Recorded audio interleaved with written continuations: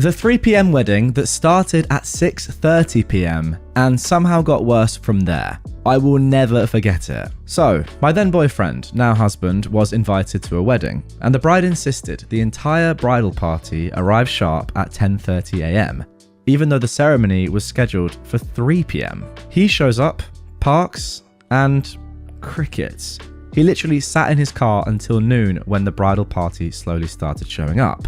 The groom, his brother, didn't get there until almost 1 p.m. and he was already drunk. The bride was late too because of hair and makeup delays. I got there at around 2:30 p.m. and immediately ran into chaos with the seating chart. It was a mess. I and several other people kept getting moved around because we were at the wrong tables. The dress code? Non-existent. People wore tuxes, crop tops, ripped jeans, Jordans, flip-flops, white dresses, white suits, leggings, club dresses, and miniskirts. Someone next to me whispered they couldn't tell if we were at a wedding, a nightclub, a barbecue, or a funeral, and honestly, same. I'm sorry, but out of all of those, flip-flops at a wedding, that is unreal. I mean, unless you're at the beach, but even still. By 3:30 p.m, my boyfriend comes out like, everything's behind schedule. You don't say, lol. The wedding didn't actually start until 6:30 p.m, and I honestly think it only happened then because apparently the pastor was threatening to leave. Let me remind you, the original start time was 3 p.m. There were zero announcements about the delays or when things would start. I only knew anything because my boyfriend was texting me. People were sprinting back in from the lobby while the bridal party was already walking down the aisle. Since they used the reception hall as the ceremony space, we were already at our dinner tables. And the room was huge, so no one past the first few tables could hear a thing. There were no microphones, and people were just talking over everything and snapping pictures with loud flashes. My boyfriend said it wasn't even worth hearing anyway, because his brother was drunk and slurring the whole time. Oh gosh. The ceremony ended at 6:55 p.m. No cocktail hour, no appetizers, just a cash bar which was charging $10 for beer and $20 for cocktails. People started leaving to grab food and alcohol. One table ordered pizza, others brought in tacos and BK, and plenty of folks were just drinking straight from bottles they picked up from the liquor store. Wow. The bride and groom came in at around 8:30ish, again with no announcement. They had to walk out and come back in just to try and get the bridal party entrance right. The song kept skipping and people were walking in and out and standing up, completely blocking the view for others. Dinner didn't start until about 9 p.m. and it was so slow and chaotic. There was also no announcement. My boyfriend's table had already finished eating by the time mine got a bread roll. I didn't get my food until 9:45 p.m. due to mix-ups with other tables, and we were served just water. Oh, and there was no cake, just melted ice cream soup. I was told dinner was supposed to have been served at 5:30 p.m, so that explains the cold food and melted ice cream. We quietly left at 10 p.m. No dancing, no toasts, nothing. And good thing we left when we did, because they only had the venue until 10 p.m. So at around 10:15ish, they were being kicked out. So anyone still there basically became part of the cleanup crew. I then told my boyfriend that before we go to another one of his family weddings, I need to know all the logistics in advance. That sounds like an absolute nightmare. Wow, what a start to the episode, and it's hard not to agree with the top comment that this sounds like a Sims wedding more than an in real life one. Now, if you thought that was crazy, just wait until the last post in this episode. Remember, we've got the most upvoted crazy wedding story on Reddit of all time to come. But what I've just read there is ridiculous. Like, how can you have a wedding that is that unorganized? And I completely understand, by the way, why the food was a complete mess. Because the actual ceremony itself took place hours after it was supposed to, the groom was drunk, etc. I don't really blame the venue at all. This is all on the groom especially, but also on the bride. Hey, maybe they just didn't really care about it and were like, oh, we've got to have a wedding because it's tradition, but let's just go with the flow and see what happens. And it led to this monstrosity. Now, someone asked in the comments, is the couple still together? And Opie replied saying, yes, they are. And the bride / my sister-in-law wanted to be my wedding coordinator. I'd like to add that every event since then has always been a disaster with either food being nasty or significant delays. We now go 2 hours late for any event they have, and we're still on time. We eat early, and I put snacks in my purse. Don't even get me started on their gender reveal. I love them, but they're chaotic, and they're perfect for each other. Maybe that explains the wedding entirely. And you know what? Maybe like a really scheduled wedding wouldn't have been the right one for them. This sounds perfect. Now for our next wedding disaster story, and how about this for a title? My wedding was a total disaster. Now this was posted just a week ago at the time of recording. My wedding was yesterday, and it was an absolute nightmare from start to finish. In no particular order. I fractured my knee the night before, and I had to be on crutches and was in huge pain the whole night, minus 1,000 out of 10. DIY brides, please take note to not stand on rickety chairs when hanging decor. I'm a huge idiot and only have myself to blame, but boy it sucked. I won't be walking for a while. That is shockingly bad, wow. I for some reason thought it would be a good idea to choose an off-the-shoulder, strapless, deep plunging neckline. I am a 34 double F. It was not a good idea, and I was basically flashing everyone all night, minus 999 out of 10. I was so self-conscious and uncomfortable the whole time. I could see people sweating, trying not to glance down whenever they were talking to me. I looked like a Victorian prostitute. I'm so embarrassed. I'm honestly dreading seeing the photos. My face was also very swollen, and my eyes were puffy from tiredness and crying, and I had a terrible double chin. Okay, not a great start to this one. Next, the weather was biblical. Gale force winds and torrential rain, and the venue was a barn in a field. Everyone was freezing, and going outside to the toilets was like taking your life in your hands, minus 80 out of 10.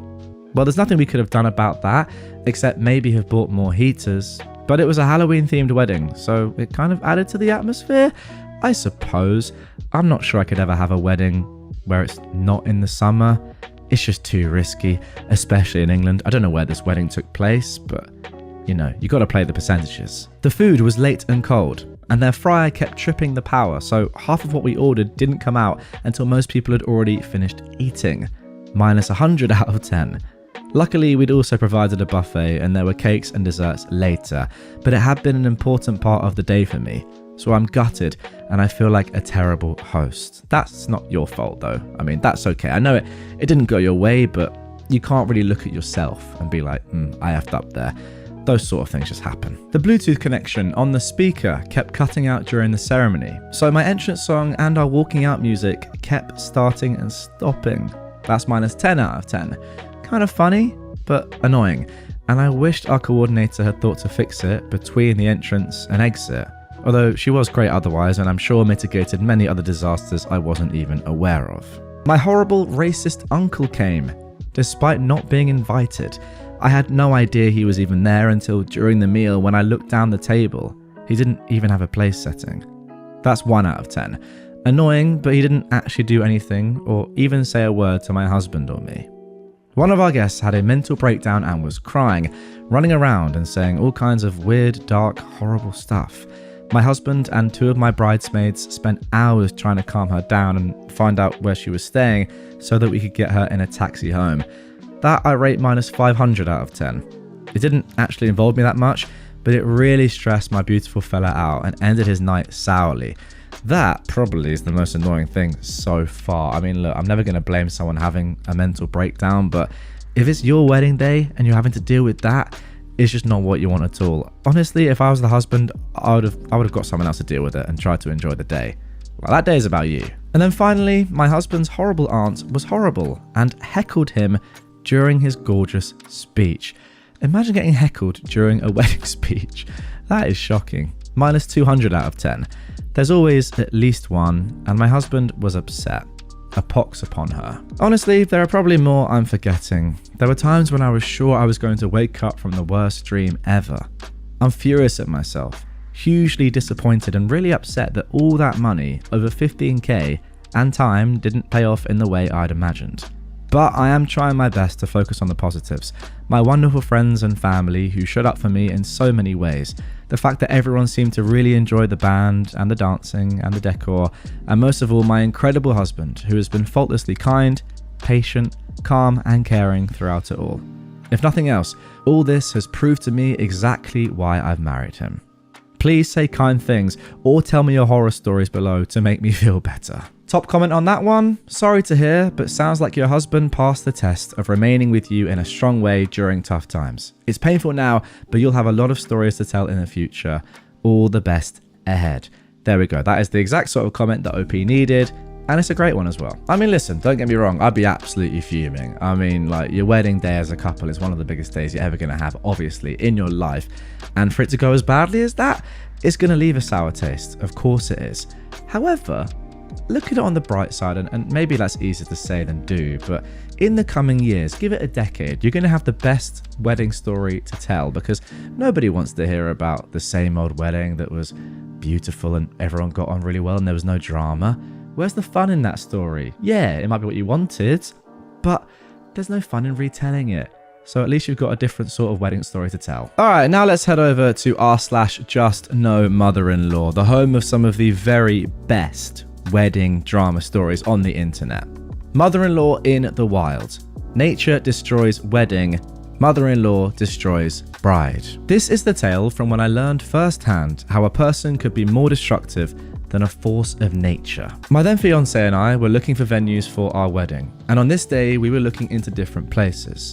There's this mega park in the middle of the city where they have a lot of different options for all budgets, and some weddings were taking place that day, so we had a first-hand experience of the options. There was the simple outdoor, some great indoor ones, and the top of the cake, an old industrial metallurgic oven that is now a museum and is the most spectacular wedding place once all the details are added. Of course, it's expensive as heck. Really, you need to have a lot of money to have your wedding here, and it's basically the top notch. Well, the wind was hitting hard that day, and we arrived at one of the cheaper locations, outdoor, next to an artificial river. And that is when the destruction begun. The wind started to hit, and the huge tent that covered the place began to move and shake. More wind, and finally, a structural failure occurred. The whole structure started to fall apart. Locks were destroyed, nets shattered, and then the final blow destabilized everything and it collapsed over the tables. Glasses and plates shattered, chairs and tables were thrown apart, the musical stage collapsed, and everything went to hell. It was disaster, unsalvageable. Groomsmen and some early guests started to arrive, less than 7 people, if I recall correctly. I guess the coordinator went to Red Alert and called the groom and bride to notify of the disaster and see other options, because they arrived a few minutes later in a little open roof transport, like golf carts. The groom jumped to action and went with the coordinator to see options.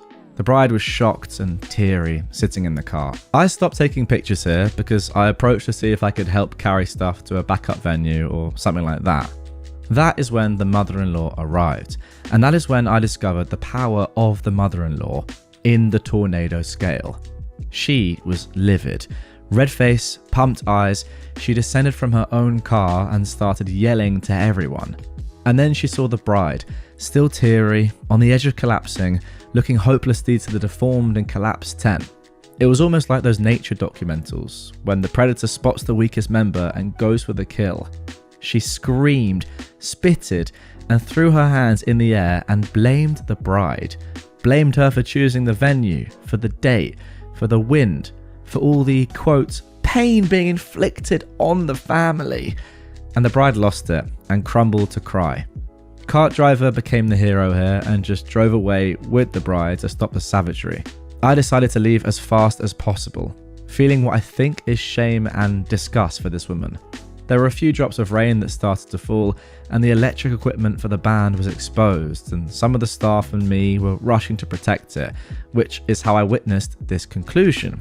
The groom and coordinator arrived no more than 3 minutes later with the most amazing rescue plan since Dunkirk. They got an automatic crisis upgrade, free of charge, to the top notch, the top of the cake, the museum, the only venue available with protection from the weather to save this wedding. The groom was jubilant, looking for the bride, but she was nowhere to be found. He asked what happened. One of the groomsmen started to tell him, and then the mother-in-law jumped to her car and escaped in that instant. The groom started to go red, then very red, then white when he started to look for the bride. And then love happened. and he chose who he had to find first, and he ran to find the bride instead of his mum, so I knew who the important person for him was. Well, that's good at least. This actually ends as a normal story. It could have been a Christmas miracle story if the mother-in-law had shut it for 4 minutes total. It would have been a glorious ending, with the groom saving the day and a spectacular wedding, and everyone happy. But the mother-in-law had become a force of destruction, and she tore the bride apart. Yeah, I know, mother-in-laws can be worse than a force of nature. Wow, who knew? Turns out mother-in-laws can be as destructive, if not more destructive, than, well, I don't want to say a tornado or a hurricane, but very strong wind that can destroy a wedding. Insane. And I think the point from OP is right. Like, if she just waited 4 minutes and just maybe even tried to help and come up with a solution, it could have been like the best story ever. As OP says, genuinely a Christmas miracle.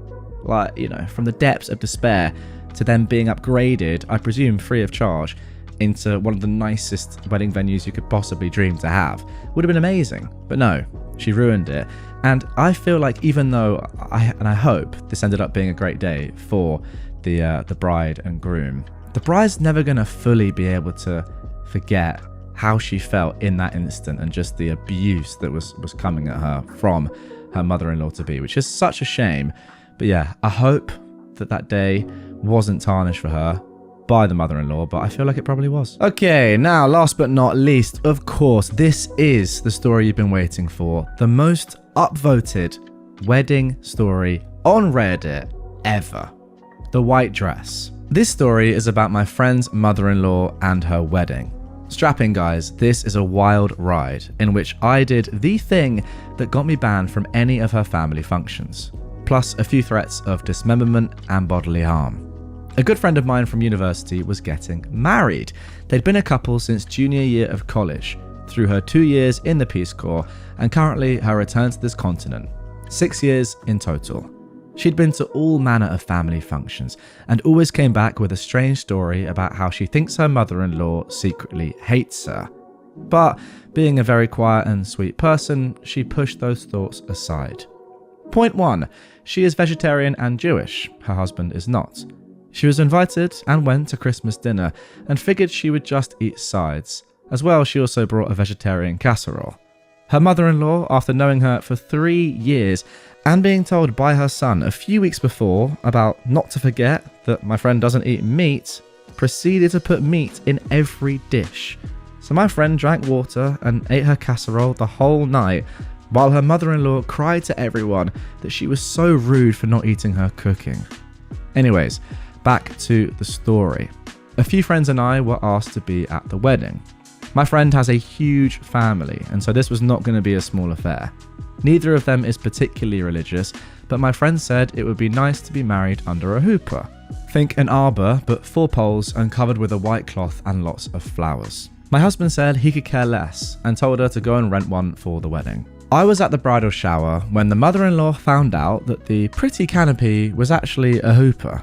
She almost lost her trash in front of a bunch of people, but managed to compose herself and laugh angrily that, quote, if the Jews were being represented, so would the Catholics. In my head, I heard a record screech. Guys, they aren't Catholic. So after much fighting, a lot of screaming, crying, threatening to pull money, which is funny because she contributed nothing, mother-in-law lost. The boot was firmly placed and nothing was moving it. Hoopah yes, Catholic priest no. Things then got stupid quiet. My friend texts me the night before the wedding that she has a bad feeling. I tell her it's probably just nerves. She's getting married. This is a big deal. Oh, how wrong I was. We all show up, get our hair and makeup done, slip into our bridesmaid dresses, and hang out waiting for the bride to be finished with her hair. She makes a comment saying she hadn't seen her mother-in-law all day and that she skipped her hair and makeup appointment.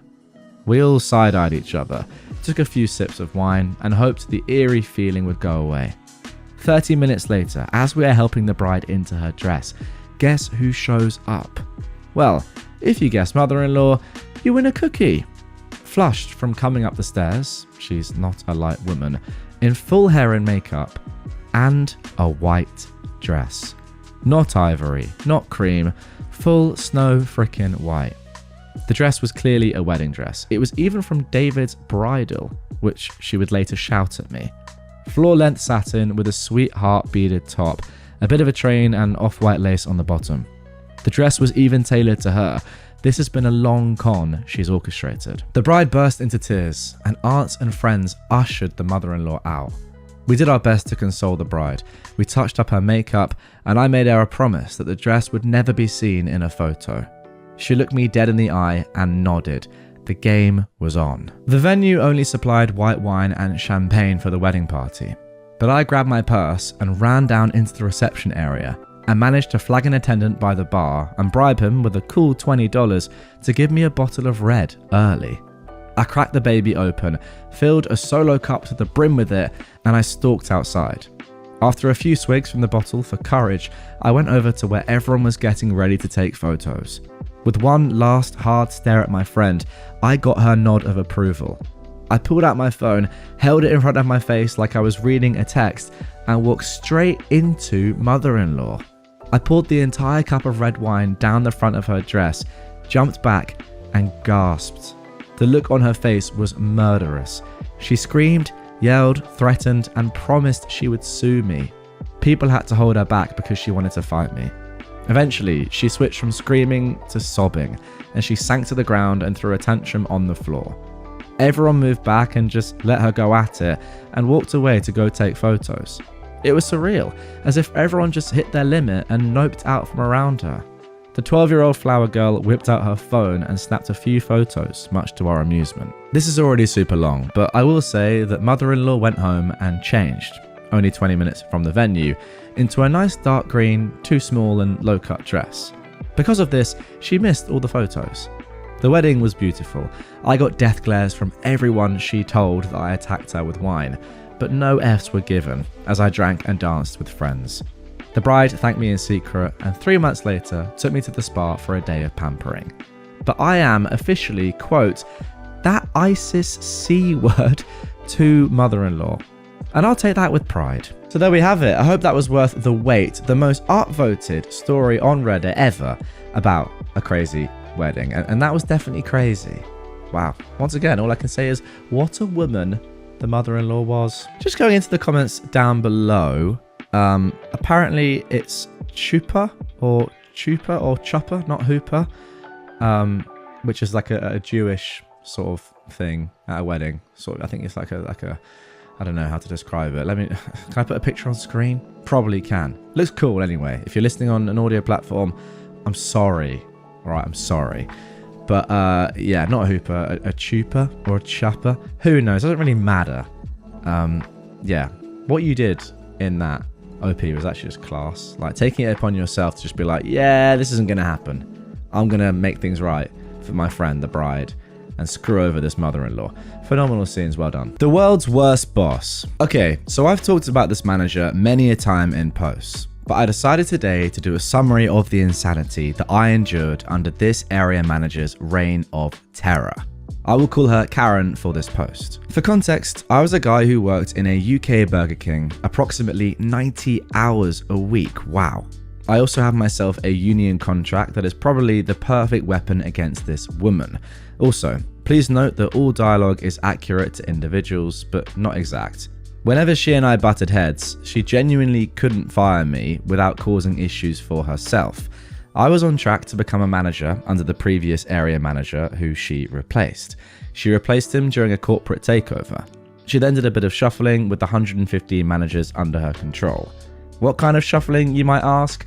Well, she fired 82 of the 115 managers across 21 restaurants, although technically 20 as she'd already organised her own store how she liked it. She had a little minion manager who was always following her around or helping her with her vast array of schemes, or more likely she got him to do things to shield her legally.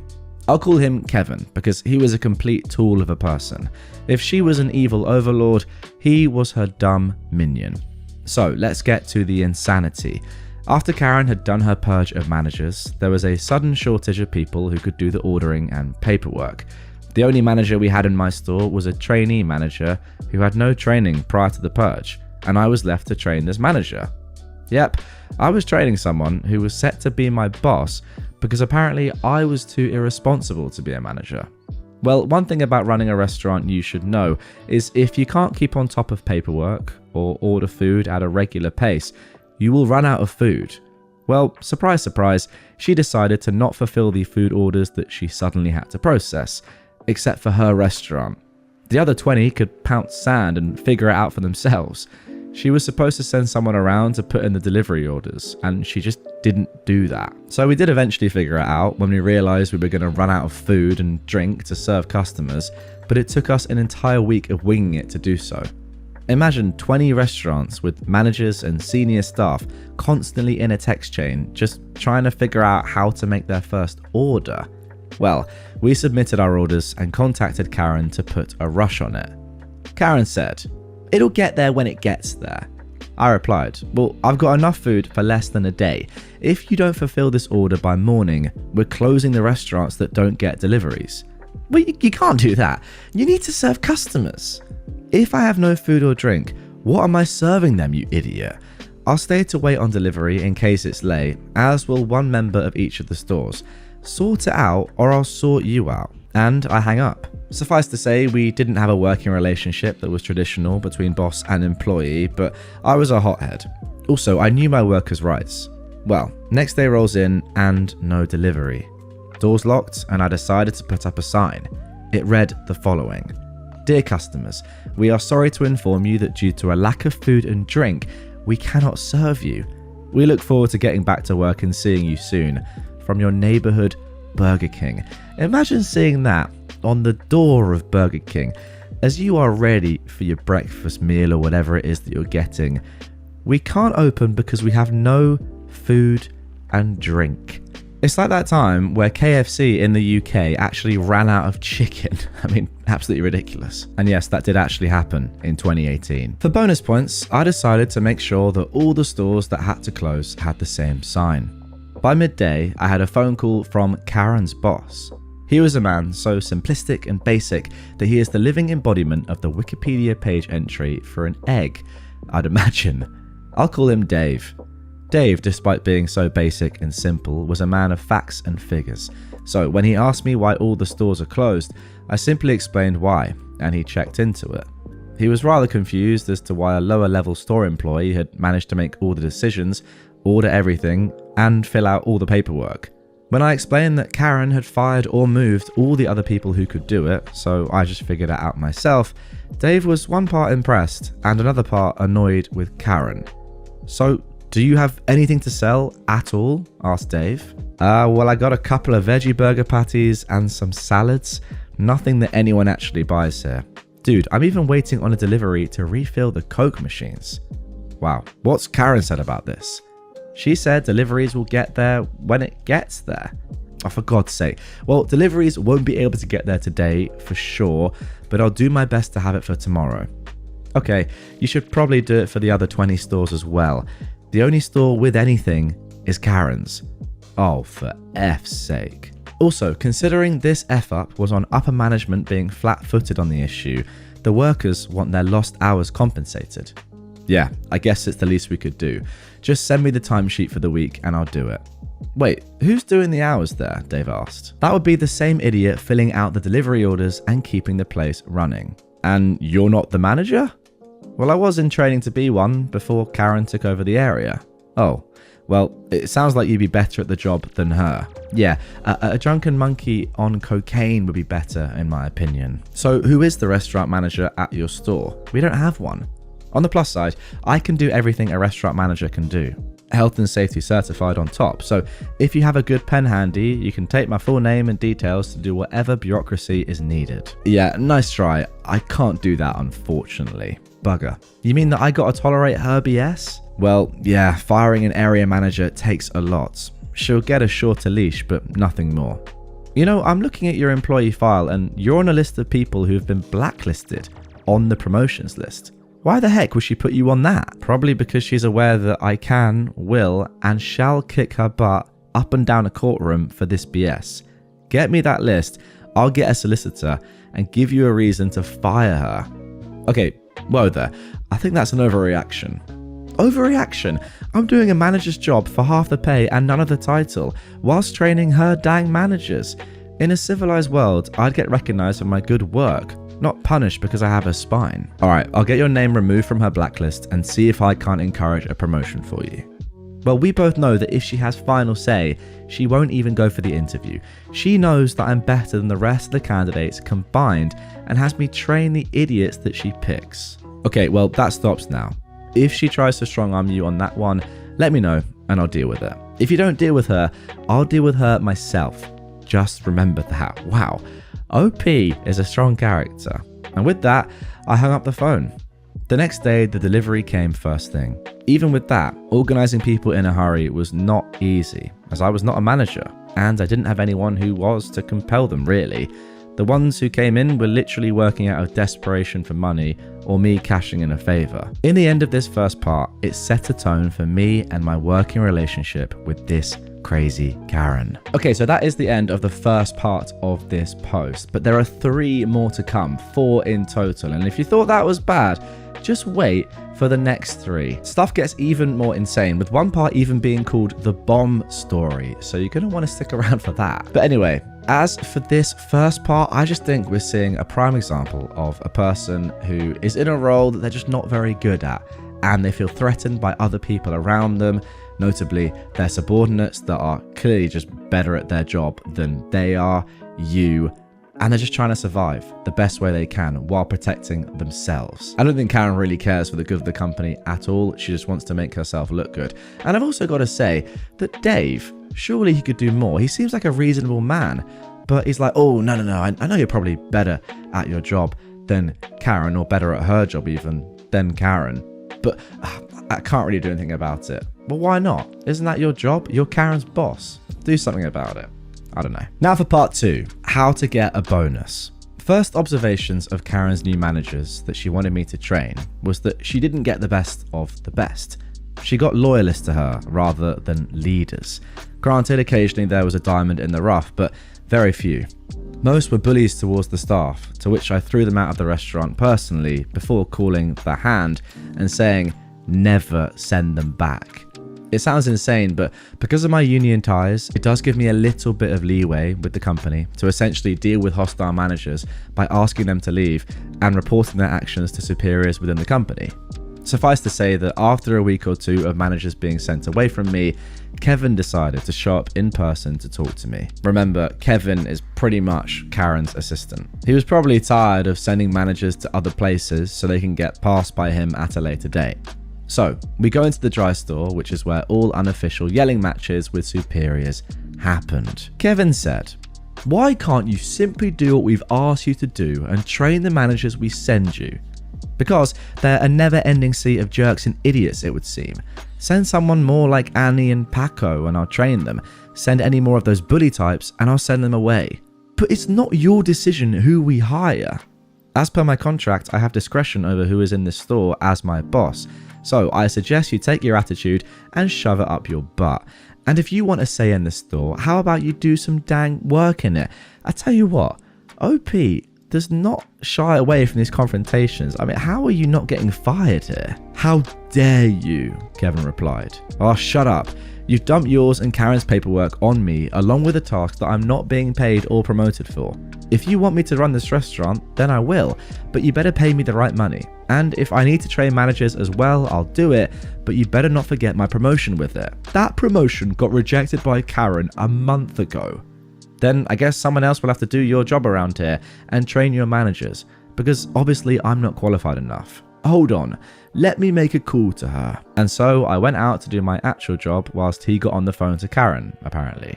5 minutes pass, and he comes into the kitchen area where I was busy helping. "Hey, I just got off the phone with Karen. Can we talk in private?" "It's busy. I'm helping. And you want me to run away to the closet?" "No. Anything you want to say to me, you can say it here. Partially because I don't trust your fat butt, and partially because we are doing actual work. So say it and get lost." "Well, Karen agreed to your terms.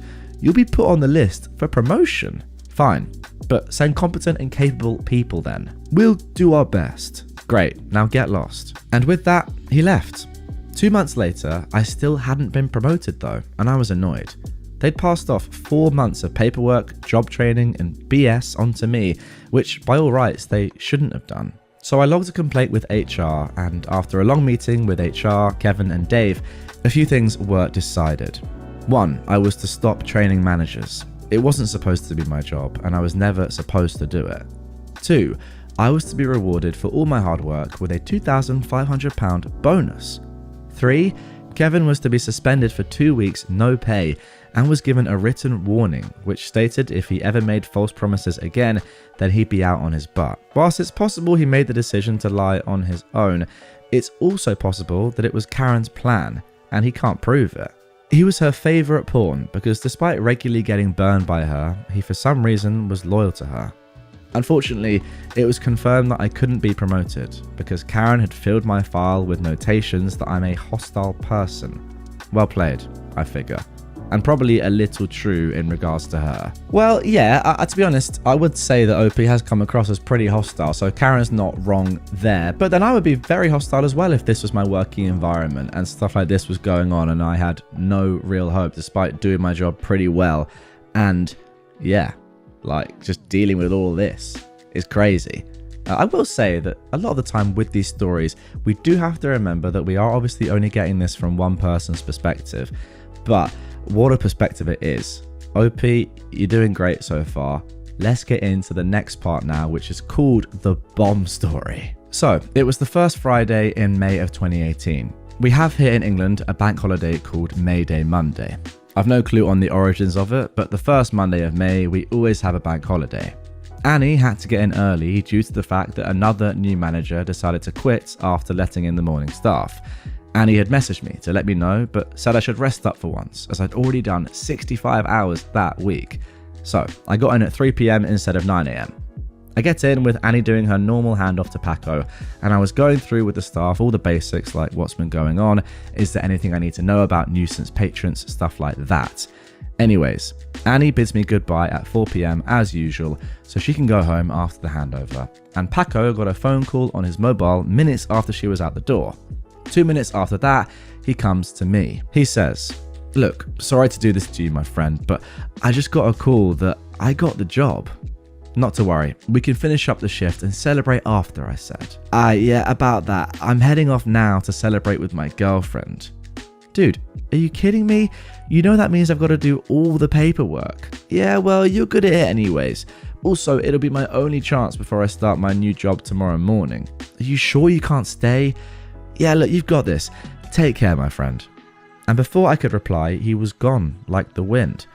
Well, heck, now I had to figure out the shift from there while trying to figure out how to tell Karen that one of the more competent members of the management team she'd promoted just got a new job because he got the promotion.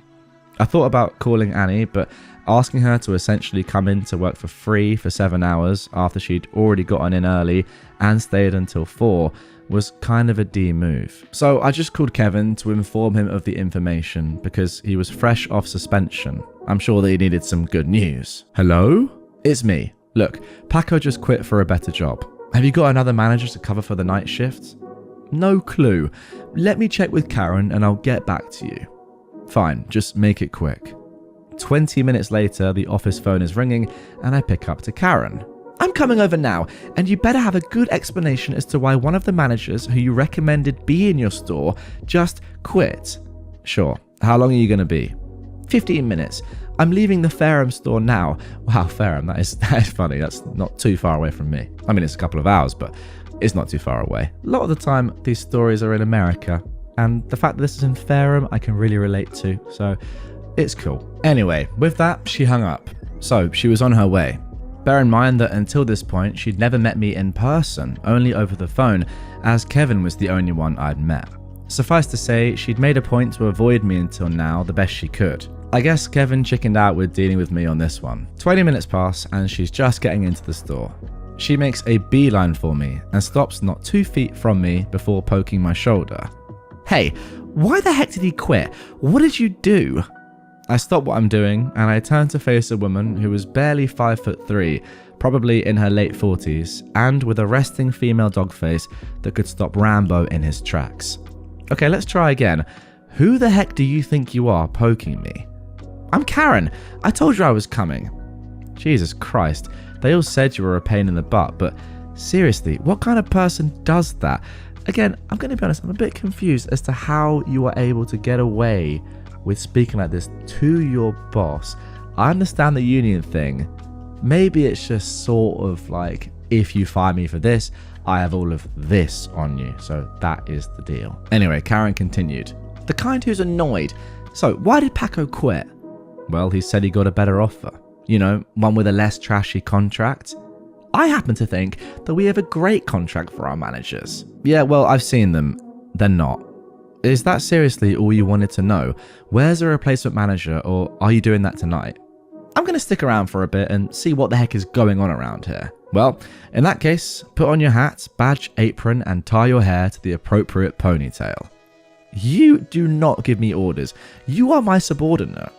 And you are in a place where I'm in charge of the health and safety of both customer and staff, which means, Your Royal Goddang Highness, you have to abide by all health and safety policy and get proper footwear on for the kitchen if you're going to be in it too. Can't be walking around here in 2-inch heels.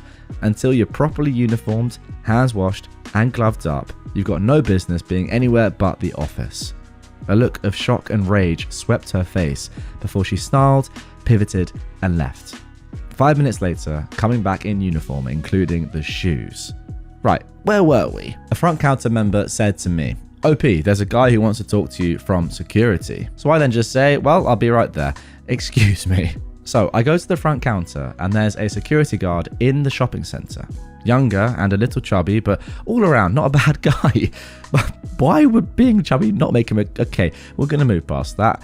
Anyway, he says, look, hey, they've found a bomb in the harbour and they want everyone out of the shopping centre.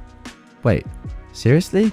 Yeah, in the water, but they don't take chances. Mandatory evacuation from the harbour line. You know that. Alright, I'll take care of it. Can you let the customers in here know to leave immediately?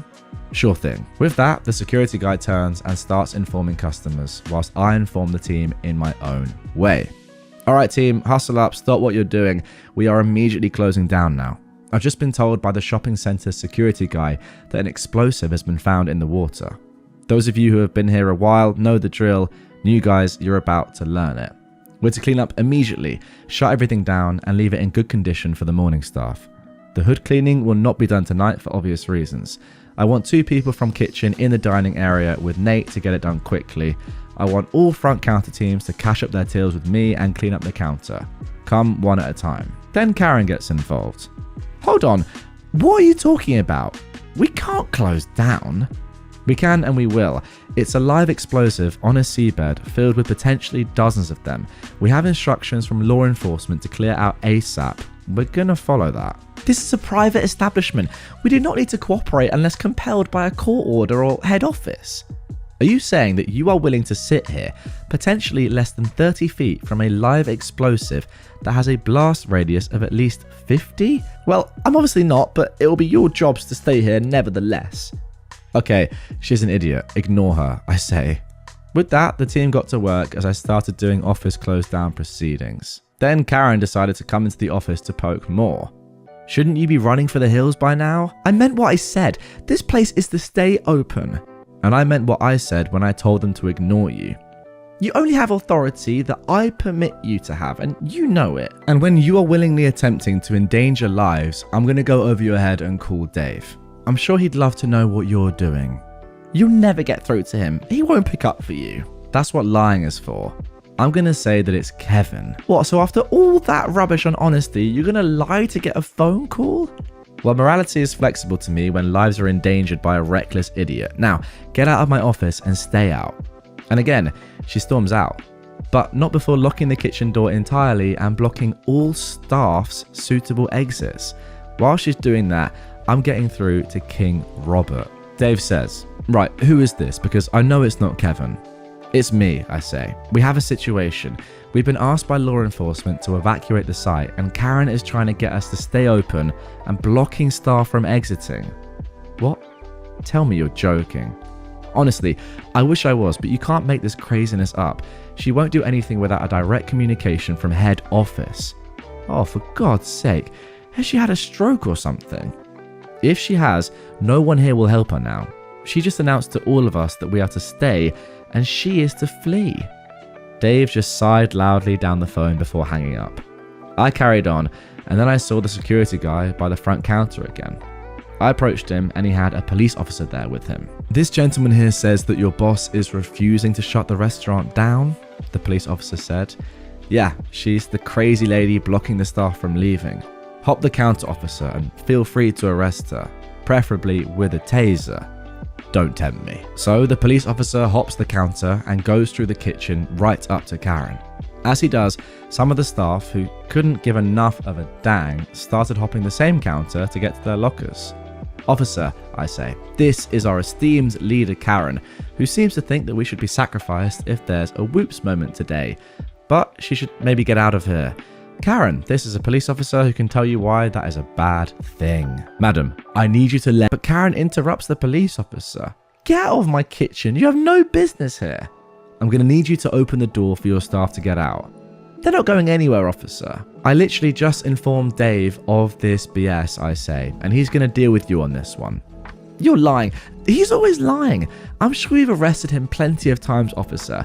He's a gambler, you know. Gambling's not a crime, madam. However, reckless endangerment is, so let your staff out. Well, why should I? Her phone started ringing. She picks it up and it's Dave. The reason I know this is because I'd been slyly texting Annie this madness, and she in turn had called Dave herself after me. Also, the amount of rage in his voice was inconceivable, I thought. This was a man so bureaucratic that if you were to pick a colour that represents him, it would be plain white. His idea of excitement was probably driving a single mile an hour over the speed limit on the way home, and now he was about to go off. Dave was annoyed and yelling, "Have you had a stroke or something? Let the staff out and get out of there. You're suspended for 2 months, no pay, and if you offer anything other than full accountability for your BS today, then I will fire you. Just because I gave you some power, you don't have a reason to do what you've done these last 4 months. I'm not dealing with a union drive in stores because you were willing to let them get blown up. We're not in America where rules can be fast and loose, so stop LARPing like we are and do as you're told." And before she could say a word, he hung up. Yep, this man of constant calm literally just called to yell at her so loud that it could be heard over a kitchen that was in the midst of closing down. Regular madness and about 5 foot of air. Suffice to say, she looked at me with a scowl before unlocking the door. The police officer marched her outside, and later on it was decided by someone that she could be let go with a warning from the shopping centre that she was banned from for the next 3 months. Yeah, she got a temporary ban in a shopping centre that she had a restaurant to run in.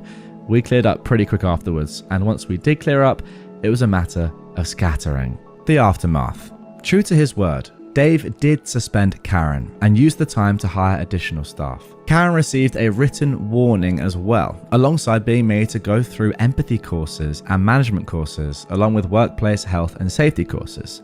The police, I think, pressed a minor charge as a warning, and instead of jail, she pleaded out fast and argued that the stress of the job made her do it, earning her 90 days community service. Yeah, the stress of the job means you ignore the police when they say there's a bomb.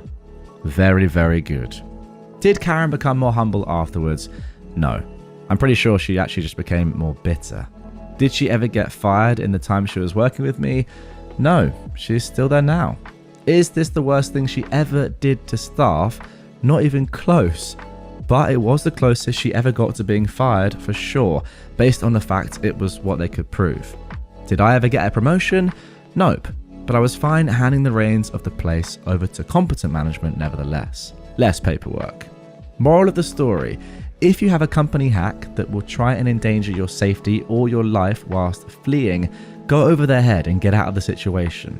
It doesn't matter who you are if your employer tells you that your life is to be sacrificed so they can flee and you don't work for the military or intelligence services. Then tell them to pound sand because you are not disposable, even if they should be. Wow, ignoring a bomb alert from not just a security guard, but then the police. I don't know if it gets much more stupid than that.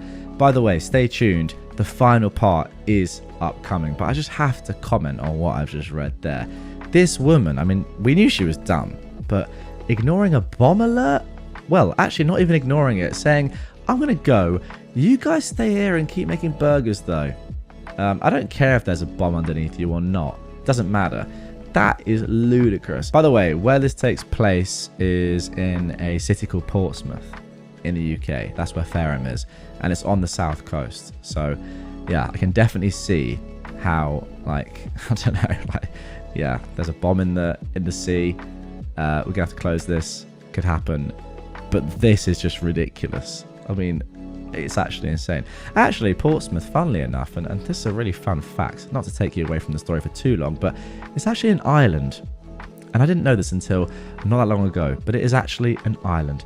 How crazy. Okay, now for the final part of this story. Don't mess with health and safety. So in my job, I was also a fully qualified health and safety officer with credentials.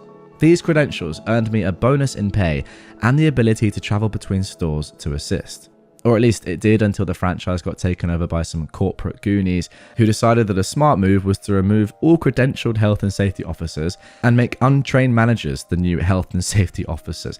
This company, despite the fact that it is Burger King, and obviously is a huge company, does sound like it has some big operational flaws. Maybe that's to be expected with a company this size, but I would expect more from Burger King, I'm going to be honest. Like, it's one of the most successful brands in the world, and this is going on. It's interesting. Anyway, the new health and safety officers politely allowed the crew members with credentials to find new employment with their blessing, or let their credentials run out and stay as crew members in the company with the opportunity to become managers.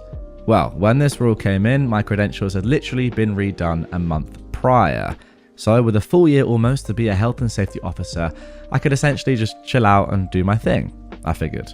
The problem is, in the UK, getting a job with a local council, you need a car license, and I only have a license for a motorcycle because I'm cool, right? Anyways, on with the story. So after Karen came back after the suspension due to that bomb incident, she was ready for war with me.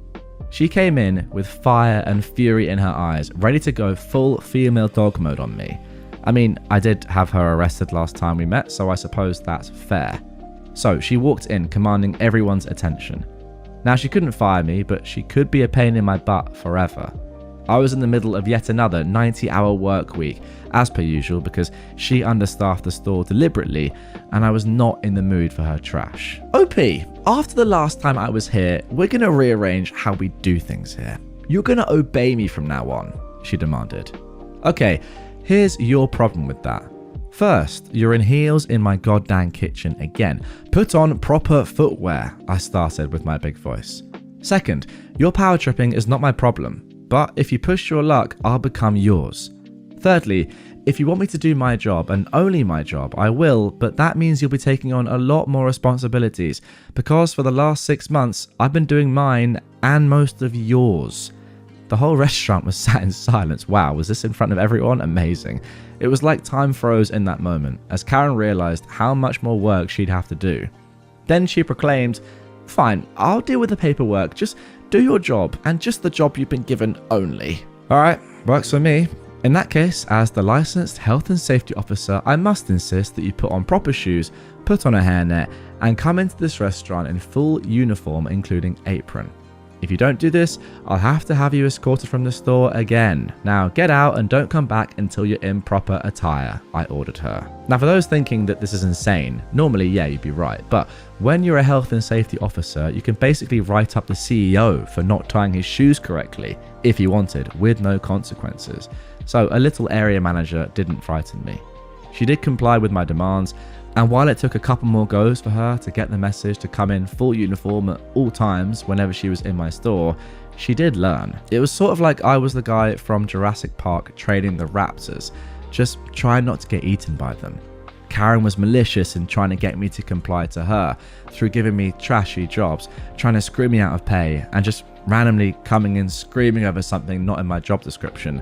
But while she might be the raptor of the place, I was more like the T-Rex. I could stomp around, throw my way, and absolutely wreck a person's day if I wanted.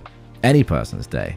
Now, I never did this before because managers were nice before, but when you're a petty tyrant, you're about to find out that I am the god of all pettiness. Over the next couple of months, I found excuses to visit lots of the stores in her area and write up every minion manager of hers for infractions in health and safety policies.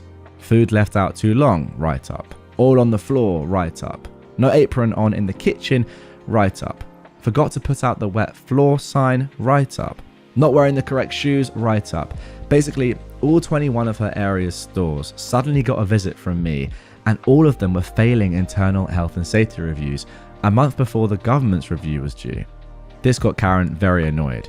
She decided first to try and force me to pass the internals. The problem with this was she had no stick to hit me with, and I held the carrot that she desperately needed. She tried only paying me for 40 hours a week of work, underpaying me by about 200 hours nearly for that month. Well, that went down like a lead balloon as I promptly threatened to sue the company, and suddenly I got paid the missing money with an extra 100 hours worth of pay tagged on for no particular reason, I'm sure. Then, after receiving a tongue lashing from her boss and meekly apologising to me, her next tactic was bartering. She promised to promote me and sign off on me getting re-credentialed. I asked for it in writing. She said, yeah, she'd get it to me in no time. She didn't. Shockingly, her managers started failing even more than usual. It makes you wonder if there was a correlation to the events, right? 1 week until the government health and safety people were due to start reviews, and the franchise CEO decided to come down for a visit to figure out the issues. Well, this was where begging came into play for Karen. She was desperate. I laid out my terms. Get your offer signed in writing and I'll get you through this visit. Well, she refused to do that. She couldn't yield to a lowly crew member. How dare I demand she put her offer in writing? I mean, that would mean she'd have to follow through on it. Well, with her refusal to bend the knee to me, as it were, she had what was next coming, I figure. She had the CEO visit coincide with my shift, figuring with the CEO she could show off that we're pals and never worry about the government folk, right? Well, wrong. I told her the day before the visit to make sure that she and the entire CEO entourage comes in full health and safety approved attire. She didn't pass on the message, I guess. In all honesty, if she did, at least she might not have had this next part happen. She strolled in with the CEO, the regional manager, the business manager, and all their corporate monkeys in tow. No hairnets, no correct footwear, lots of beards with no beard nets, and one poor corporate monkey with a cold. Well, I did warn her. I guess it's time to show her how petty I can be. She walks right up to me, puts her arm around me like we're buddies, and goes, "And here is OP, the ever-diligent health and safety officer around here." Karen, what did I say yesterday? I ask. I told you to pass on that this entire entourage is supposed to be in the correct attire. I see beards with no beard nets, hair everywhere with no hair nets or hats, incorrect footwear, and that dude has a cold. I pointed to the whole group. "Please, don't be like this," she begged me. "What's going on, Karen?" the CEO asked her. "Well, what's going on is your visit is going to be cut short unless you comply with the health and safety policies. We handle food here, and I'm not wasting the entire kitchen's food because of hair in it, that guy sneezing a loogie on one, and someone slipping on their butt because they couldn't put on the correct shoes. We have spares in the back. Get them on and come back. Except the sick guy, send him home," I instructed with both a hint of a demand and respect in my voice with the CEO present. "This is the CEO, OP," Karen pointed out, hoping that would give her mercy. "I don't care if it's the bloody Queen of England. Fix the issue or bugger off," I snapped back. The CEO looked me in the eyes with a smirk before saying, "Right, well, you heard the man, do as he says. And kid, I'm impressed with you. You've got some balls for sure." Suffice to say, the smug guy I was back then directed them to what they needed, and they did their inspections as they needed to. They watched me direct the staff around masterfully, whilst Karen was left to basically sit in the corner and stay quiet because none of the staff would listen to her. The CEO thanked me for my diligence and my service with the company, as the stores that I went into were passing their government reviews with flying colours. He even signed me off on getting myself re-credentialed for another year. Karen might never have promoted me, but the CEO named me the Employee of the Year for 3 years running after that. I tell this story as I now work in a new job prepping to get re-credentialed again. I only didn't get re-credentialed after the other year was up because the credentials were expensive to get and I couldn't afford it on the money I was on without assistance. The moral of the story is don't mess with health and safety officers. We are the true masters of the universe in any business. I won't lie, if I was a government health and safety officer today, I'd probably take my petty revenge to pro level just because I could. So lucky for Burger King, I guess, for now. So there we go. That is the end of that story. Yeah, phenomenal. Hope you guys enjoyed it. An extended episode, of course. I wasn't gonna read the entirety of that, but as I got more into it, I just got engrossed, and I feel like you guys hopefully did as well. That was crazy. I still have a couple of questions about this. That's just the cynic in me. For example, the CEO says you're Employee of the Year 3 times in a row and likes you, right? Why can't he then give you a promotion? Does it not work like that? I don't exactly know how the franchise system works when it comes to who has what role or whatever, but surely the CEO of a particular area, franchise, or I don't know if it's the actual company itself, obviously not, we're in England, but you know what I mean. The CEO of X should be able to give a staff member a promotion, I feel like. Not just have to go through the standard, okay, your boss gives you a promotion, that's it. I don't know how it works. If you do know, let me know in the comments down below. But anyway, that is it for this story. Hope you guys enjoyed it. That was Reddit's worst entitled boss ever. And yeah, she was pretty bad. 13 years of revenge in the making. For this story, the cast will be me, my brother, Mark, my half-brother, Sam, my half-sister, Alicia, and my mum. All fake names for obvious reasons. So let's get into the backstory. My mum is the highest level of a failed parent. When I was 2, my baby brother Mark was born. As a typical 2-year-old, I didn't like that, and I proceeded to act out in regards to it. As time went on though, I learned from my grandfather and grandmother that treating someone like that wasn't a good idea, and then turned my act around to love and care for him and help out where I could. However, this didn't change much. My mother basically threw me away to be raised by my grandparents because I was, quote, a demonic hellspawn of a child. In her mind, her new child was latest and greatest, and I was just old news. Let's time skip. My mother has now had her 4 kids. Mark and I with my dad, and Sam and Alicia with my stepfather. I'm about 13, Mark's 11, Alicia is about 1.5, and Sam was just born. Mum and dad are divorced, Mum married my stepdad, and I'm at the rebellious age now where things don't make sense to me, and I feel like I know everything. So my stepdad's idea is to beat it out of me. Every time I showed any sense of individuality or questioning something, I got beat for it. Sometimes right in front of my mother, and she didn't care a bit. This is where the trigger for me wanting my revenge started, but being 13 and sadly a little on the mentally damaged side from all the beatings, and having a bookcase full of books land on me at around 11, I had no concept of what sort of revenge would come from my mind at the time. So I decided that waiting would be best. Mum's mistake number 1 has been made. On top of that, my mother and stepdad refused to do any housework. Instead, waiting for the weekend when grandma and grandpa would leave to visit grandma's mother, and they'd put us to work cleaning the house and doing stuff that adults should be doing.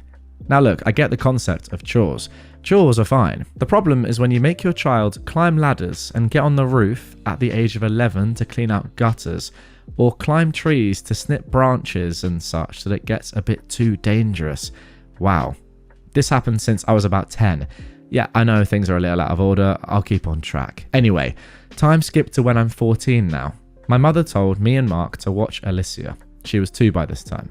My stepdad wanted to play video games, and when we weren't being bad in his eyes, he'd let us watch, but we were never allowed to play without him there watching us. I pop up while I'm sitting there and ask, "Where is Alicia?" Full-blown panic mode, go. Mark and I just got up and go scouring through the house. Stepdad goes to check my mum's room, where she's sleeping with Sam, who she was up with all night. My dad was in the kitchen, making himself something to eat while he was visiting. Then he freaked out and burned his hand on the stovetop when everyone else started freaking out. Then he started searching. Mark and I ran out back and looked around, saw nothing, We didn't even think to check the pool, so we ran back inside and rummaged through the garage. Next thing, we hear my mother screaming at the top of her lungs, and we rush outside to find Alicia on the deck, not breathing, and my mother and stepdad are trying to perform CPR on her. Oh my gosh. My father drags Mark and I away to go inside, and the ambulance is called. Needless to say, Alicia did not survive, and they pulled the plug on her that night. Oh my goodness. Mum's mistake number 2 has been made. Wow. I'm so sorry to hear that. Mark and I were devastated. Being the teenager I was and the preteen he was, we immediately blamed ourselves, and our grandparents assured us that it wasn't our fault or responsibility, and that we need to know this isn't on us. A week later, Child Protective Services got word and came, and my father, in his infinite wisdom, initiated a custody battle with my mother after this, claiming that she wasn't capable of caring for her children, and he won, but only temporarily. Needless to say, our grandparents believed we belonged with our mother, and they fought back. My mum ultimately did win us back. Time skip again. I'm 18 now. I'm an adult. I'm looking to graduate high school and make my mark on the world and get my life going. Mark was 15 now. He'd gotten into a fight and broke his finger. It had to be repaired with pins and screws, and he was on some pretty hefty pain medicine. I don't remember the name. It was my mother's job to watch him and regulate his pain medicine so that nothing bad would happen. Sadly though, that bad thing did happen. My grandfather picked me up from school one day, and I could see he had a gloomy look on his face. We showed up to the house, and as we were walking up, I could see the paramedics rolling a stretcher with a body bag on it. Mark had died from a drug overdose at the age of 15 because my mother wasn't watching him like she should have been. That was the final straw. What is going on here? At that moment, my family was divided. My dad's side and my mother's side. My mother had my grandparents, who I was living with at the time, and my father had me and his family. I sided with my father completely, his argument being that had she been a better mother, Mark would still be alive, and what's worse, Sam had been taken away by CPS and put in foster care. My mother was never allowed to raise children again, and I never saw my half-brother ever again. I was now an only child. My mother had destroyed the life I knew with her neglect, so I was going to ruin the rest of her life any way I could. Revenge time. This woman caused the death of 2 of my siblings, and I never got to see my living half-sibling again. She abused me mentally, emotionally, physically, took away my childhood, and every time I look at her, I can't help but seethe with unmitigated rage. The first revenge. My grandfather had basically been my best friend. He took me in, cared for me, taught me all sorts of different skills. He had one flaw though. He was too kind for his own good. Something my mother maliciously preyed on after the deaths in the family. My grandmother gave up hope and just diverted to his opinion on everything. So, I made it a point that every time she tried, I challenged her on it in front of them. I made sure she had to fight for what she wanted. I always lost, but I could see my constant meddling would get to her, irritate her. I wanted her to do something. I wanted her to hit me, harm me, give me a single reason. She never went that far, but she did break down crying multiple times. Then, I got lucky. She slipped at work, herniated a few of her discs, and messed her back up really badly. When I got the news, I grinned. Around this time, my stepdad had been imprisoned for doctor shopping. What is doctor shopping? Oh wow, apparently it's the practice of visiting multiple healthcare providers to obtain multiple prescriptions for the same drug, often to feed an addiction. Wow, or maybe even sell it on. That's crazy. And so for that reason, my mother wanted a divorce from him. When she came home from the hospital, I would take her meds and hide them around the house, and sometimes even throw them away. I wanted her to be in agony. I wanted her to suffer as much as possible, and she did. A few months later, she got into a car wreck, and the police found out she was on a hefty amount of her pain meds. She was charged with a DUI and put in jail for 6 months. I grinned and laughed once I got that news, and proceeded to plan my next stage. She was in pain and behind bars. This was perfect. The second revenge. Time skip again. After she got out of jail, we'll skip ahead a few years. She's now living with us. I am officially in college. I did the stupid thing and took a year off between high school graduation and applying to a college, so my grandparents made me a deal. As long as I worked and I was in school, I could stay with them free of charge. Who wouldn't take that deal? While my mother was in jail, I made it a point to shove all of her property into a storage, and I made her room my room. And I turned my old living space into my gaming room. She had no choice but to sleep on the couch. I enjoyed every moment of her agonizing when she would get up from laying on that couch. Agonizing because the metal bars on it would press into her back as she slept. This was my revenge for some time. Slow and painful. The third revenge. Time skip. We moved back to the old house we were all living in, and my mother has made her back worse through a series of mistakes and bad decisions. She'd somehow convinced my grandparents to start illegally procuring drugs for her. She'd make the connection with the dealer, and they would shell out money to her for them. I argued with my grandparents to stop. It was illegal, and it will land them all in jail if they get caught. My grandfather agreed, but my grandmother couldn't help but take care of her little girl and guilted my grandfather into it. I refused to be a part of it. I put in an anonymous tip into local law enforcement, but sadly nothing came of it. My revenge had failed this time, but I didn't know I would get the ultimate screw you in, because it came in the form of my most malicious, vindictive statement ever spoken.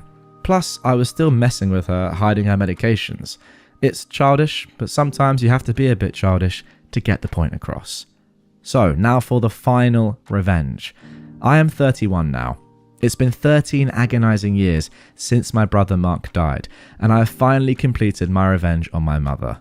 My grandfather just passed last year, and I've been saving a veritable buttload of cash from over the years in jobs I worked, inheritance from other deaths in the family, and so on.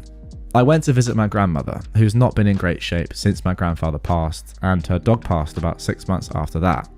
My mother comes out to me while we're sitting there talking and asks if I would take care of her after grandma was gone, that it was my duty as her son. She was broke, my grandmother was going into a retirement home, and my mother blew through her inheritance with her dealings. The rest was going to me. I knew it for a fact. I stood up, and while I stared my mother directly in the eyes, I managed the most hateful, vicious stare I could muster. It wasn't hard, and I told her, "You get nothing from me. Grandma's going into a retirement home, I'm moving states. You destroyed my life, took away my childhood, were responsible for the deaths of my siblings, broke the law numerous times, and you made everyone's lives a living hell. You will be on the street and die alone, and I will laugh.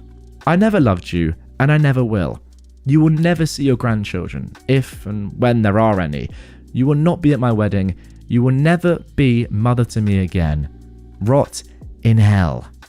My grandmother's jaw hit the floor, and my mother burst into tears. I had finally broken her, and I'd got my revenge. It may not seem like much to you all, but that moment was heavenly for me. It felt amazing to finally know I've gotten my ultimate revenge after all of these years, and I've danged her to suffering. My grandmother is going into that retirement home in about 3 months, and I'm helping her move her stuff. So there will be no chance of her little girl weaseling her way out of her fate. After that, I am moving to a new state and starting my new life with a new job and wonderful girlfriend who I love more than anything. For those of you who have brothers and sisters, love them, cherish them, and be with them, because you never know what's going to happen. This revenge was born of me losing my siblings, the one thing I loved most in the world. Being an older brother was the happiest time in my life, and after they died and Sam was taken by CPS, I've had to suffer as an only child and still cry myself to sleep at night over it. It was traumatizing, so please, cherish your siblings. Thank you for reading. Wow, how do I even begin to react to such a crazy story like that? I mean, crazy is not the word, just tragically sad. Yeah, insane. Like, I can talk about the revenge itself and the fact that it's good, but it's not even about that, I don't think. It's about the trauma that you've had to deal with, OP. Losing 2 of your siblings and like the way you've lost them as well, just due to your parents' neglect or your family's neglect. It's just insane. It's just ridiculous. These people should be in prison. Like, why are they not in prison for, I don't know, child abuse? They have to be. Like, how has your mum gotten away with that, for example, with your brother Mark? Maybe there's a case that for your half sister, that's an accident and no one goes to prison for that. I'm not sure I necessarily agree with that, to be honest. Like, if you've got a pool and the doors aren't locked and you've got a toddler running around and you're just locked into video games, I'm sorry. That is as good as murder, in my opinion. That's like, the neglect there is ridiculous, especially if you're asking your other kids to look after a 2-year-old. But yeah, I mean, just insane. How do you even begin to work out what's gone on there? As for you, OP, I don't know. Like, I feel so bad because clearly this is still affecting you so much, and it will for the rest of your life. Like, the fact that you've said you still cry yourself to sleep at night is so sad. But I'd be in the same position. What else can I say to that? Just tragic. I hope that you're continuing, and it does sound like it might continue even further. Revenge brings you some solace. I don't know if it necessarily does, to be honest, based on me trying to understand your tone and cut through your words. Let me know in the comments. Do you reckon this is doing anything for OP, or he should just try and forget about the whole thing? I mean, it's impossible. It's impossible. But yeah, any advice for OP going forward?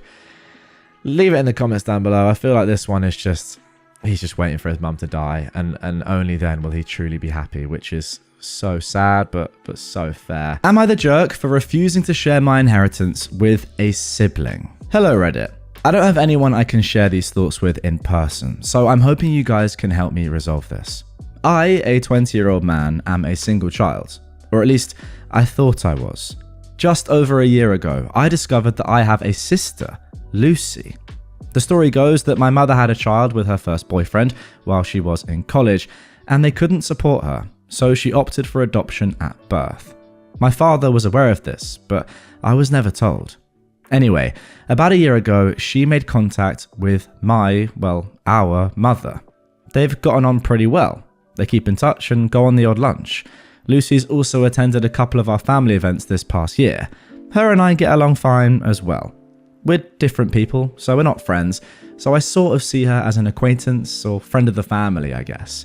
It's a little odd because I know we're closely related, but at the same time, she doesn't feel like family, if that makes sense. Okay, so there's the backstory. Now, on to the dilemma. My grandparents on my mother's side both passed a few years ago. My mother was their only child, and I their only, in quotes, grandchild, and they left their entire estate to me. This was known to my parents and me before they passed, as they had expressed it when they made their will. My parents are well off financially. My mum's a nurse, dad's a doctor, and so they were fine with the arrangement. I was given access to the money on my 20th birthday, and the sum of money was much larger than I expected, totaling around 6 million. This is why I can't really talk about this with anyone impartial, because I don't really want friends, etc. to know. Anyway, a few weeks ago, my mother sat me down and asked me to share the money with Lucy. Now, here's the thing. Like I said, to me, Lucy is essentially an acquaintance. I know we're related by blood, but I don't exactly feel the type of connection to her that would merit giving her such a large sum of money, or any money at all for that matter. So I explained that to my mother, and she wasn't exactly happy with my answer. She believes that I am being extremely selfish, and that Lucy could very much benefit from this money as well, since she's still a college student and in debt. Now, here's why I think I might be the jerk. I don't really see that as my problem. I believe family is who feels like family, not who shares your DNA. Secondly, my grandparents were aware of Lucy's existence, even though they never met her, and they chose to leave everything to me all the same.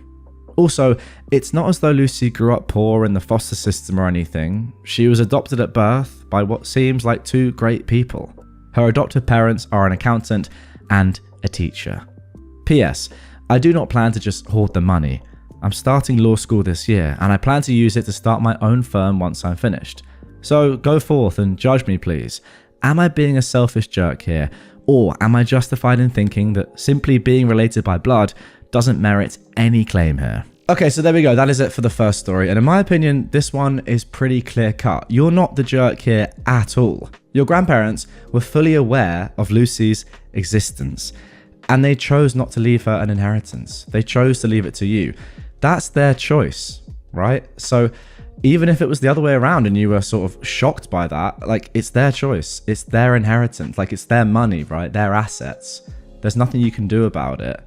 It's not up to you to decide where that goes, in my opinion.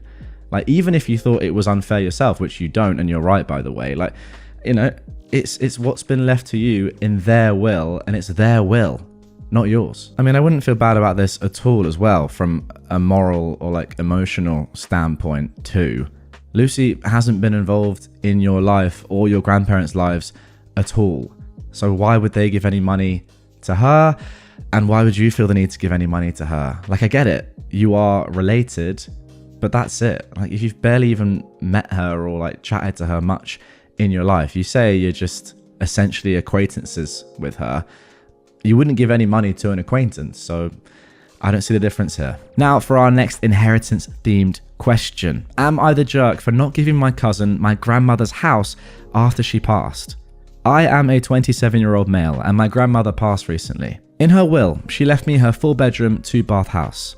Now, before my grandmother passed, she was in danger of losing the house because of unpaid taxes. She asked various family members for help, but none did. I was in college at the time and I had a huge student refund. She asked me for $1,500 to settle the debt. She said thank you, and we never talked about it again. I didn't want my granny to be homeless after all. That was about 8 years ago. Fast forward to today, and I'm now the owner of a house in the heart of Atlanta. Prime real estate, if I do say so myself. I plan on moving in at the end of the month before doing some light cleaning and renovation. Enter my cousin and her kids. She is upset with me because I got the house. She said because I don't have any kids, I should give her the house because in her eyes, I got the house for free. I thought she was crazy, but a lot of our family is on her side, stating that it's hard out here for a single mother. They told me I can buy a house one day because I'm an able-bodied young man. It will be harder for her because she has 2 kids. I'm like, well, she chose to have those kids and that isn't my problem. Everyone's calling me selfish and heck, maybe I am, but my grandmother wanted me to have the house.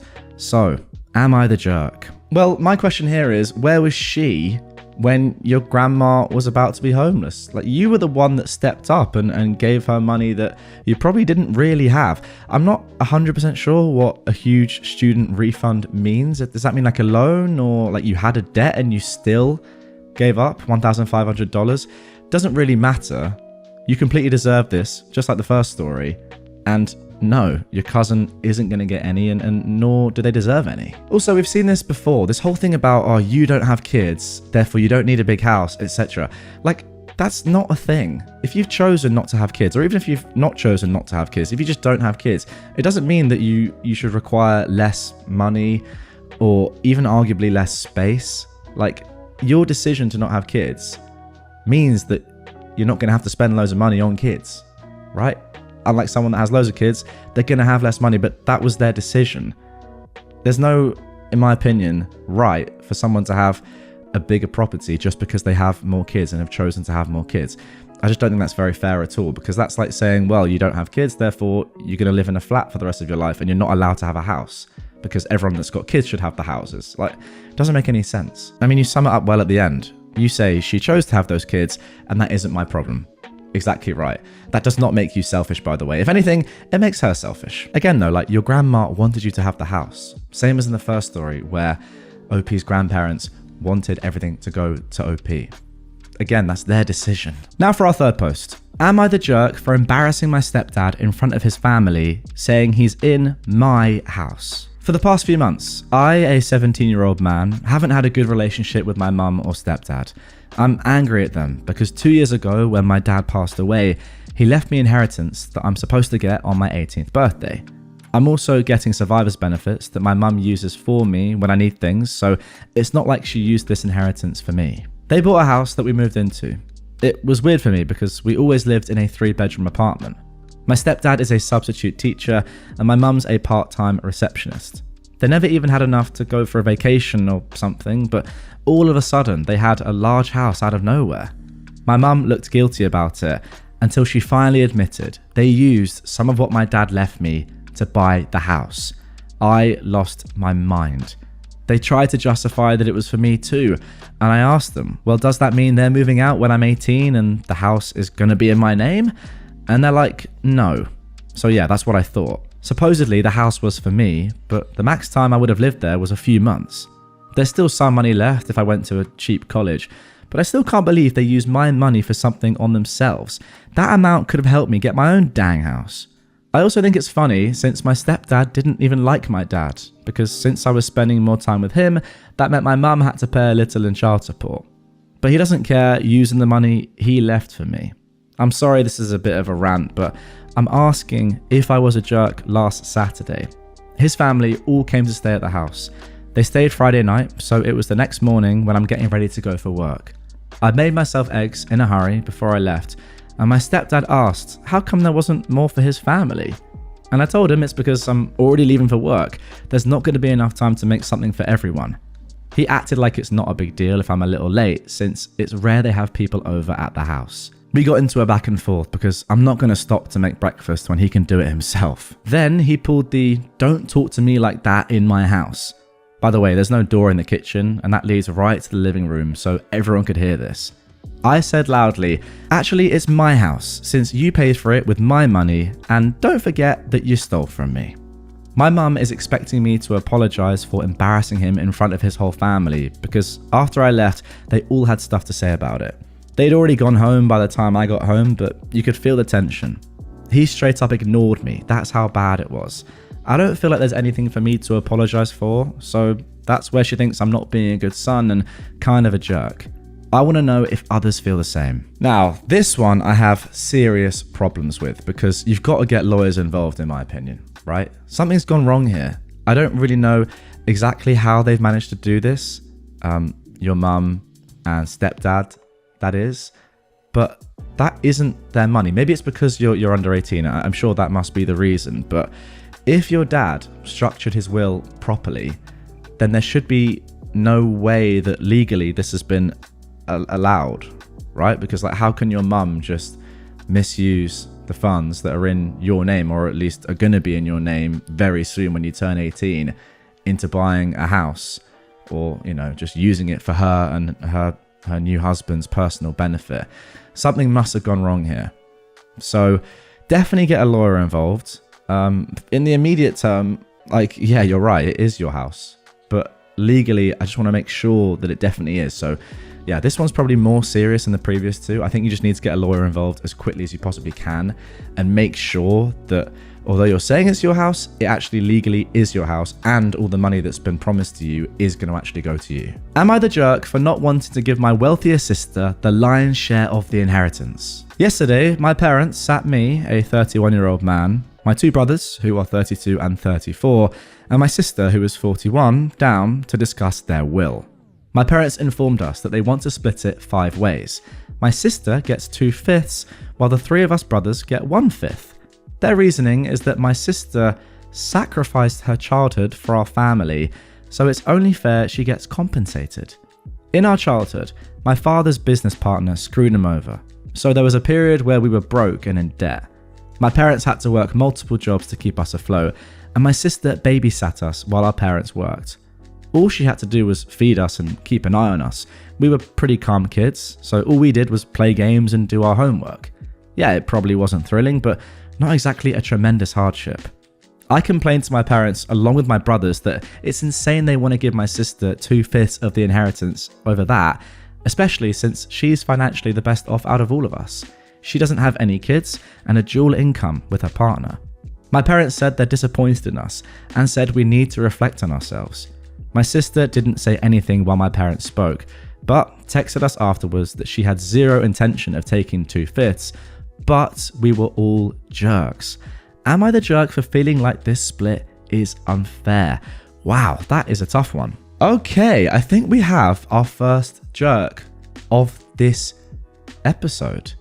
I'm a little bit hesitant to say it, but I think this sounds completely fine. 2/5, 1/5, 1/5, 1/5 for a woman / girl who was 7 years old when her first brother was born, then 9, then 10 years old. So you got to imagine that she has sacrificed a lot of her formative or at least like teenage years where other teenagers would probably be having much more fun, much more freedom, etc. But she's had to babysit you, 3 boys who were, as I said, 7, 9 and 10 years younger than her, while your parents all worked. I think her getting an extra 5th compared to you guys is completely fair. Like, if anything, she could even be getting more. I love the fact that your sister said she doesn't have an intention of taking the 2/5. It shows she's a very selfless person. I think we could have told that anyway, but from your perspective, I agree with your parents. Like, I'd be disappointed in you too. How can you not understand from her point of view how much she sacrificed? And that point you made, or that sentence that you wrote about, well, she didn't really do that much. All she had to do was feed us and keep an eye on us. We were pretty calm kids. No, that's just like, there's no all she had to do there. Feed 3 young boys and keep an eye on you. And also, there's no way that 3 young boys were calm kids that only played games and did homework. Like, it's just not a reality. Maybe it's the reality that you remember, but it's not real. So yeah, I think 2/5 is the least that she should get. And once again, it doesn't matter how much money someone has now. I don't think. I mean, maybe it does a little bit. Maybe it does. But I just don't necessarily think that, oh, because someone's got more money now, they deserve less of a will, less inheritance. Like, I think it should be based on sort of what they've done in their life. And you know, it's down to the person again. It's down to the OP's parents in this situation, how much they want to give and how much they value the time and the sacrifice that their daughter made. And now for our final Am I the Jerk inheritance themed post. Am I the jerk for not sharing my inheritance with the rest of my family? My family situation is messy. I, a 25-year-old woman, was engaged 4 years ago to my high school sweetheart. My fiance cheated on me with my sister, she's 28. We'd never had a good relationship, even as kids, so after I found out, I went scorched earth on both of them. She was, quote, so in love with my fiance, but he dumped her within 2 weeks and was back trying to get me to forgive him. I didn't. My parents were initially on my side, but my sister had a nervous breakdown after she was dumped and was hospitalized. So they changed their tune to, quotes, it's over now and you can't be mad forever. So I dumped them too and went to grad school on the other side of the country. My grandfather was livid with the whole thing, disowned my sister and chewed out my parents. Sometimes it felt like he was the only one who was on my side and understood. I was able to get my job to let me work remotely and move back to take care of him when he got sick last fall, and I was devastated when he passed a couple of months ago. I'd been in limited contact with my parents since I came back, mostly because I didn't want to be an obstacle to my dad seeing my grandfather, but with the understanding that any discussion of my sister or what happened would end that. Well, it turns out that my grandfather left me virtually everything. He left enough for my father to cover a debt and some token stuff for a couple of the other relatives, but he wrote a letter for everyone and did a videotape with his attorney explaining what his intentions were. I knew that he'd done well for himself, but he lived a pretty simple lifestyle, so I didn't realize how much money and assets he really had. I would give it all up, by the way, to have my papa back, but even after taxes, it is set for life money. My parents are pretty mad about it.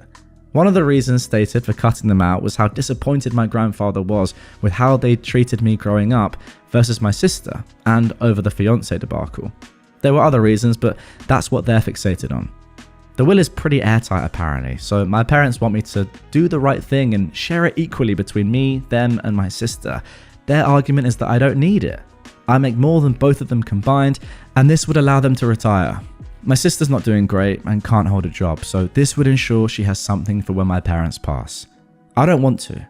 My grandfather's wishes were crystal clear, and also I kind of don't feel like doing more than the minimum for any of them.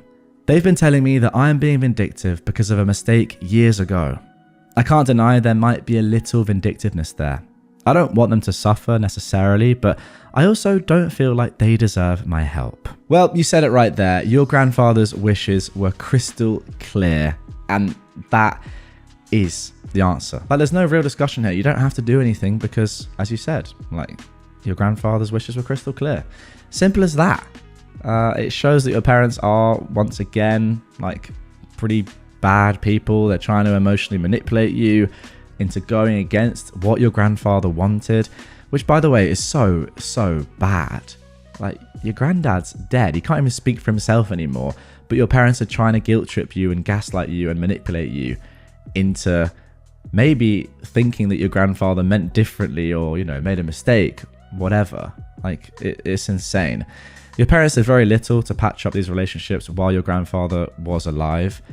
They didn't, and therefore they're suffering the consequences.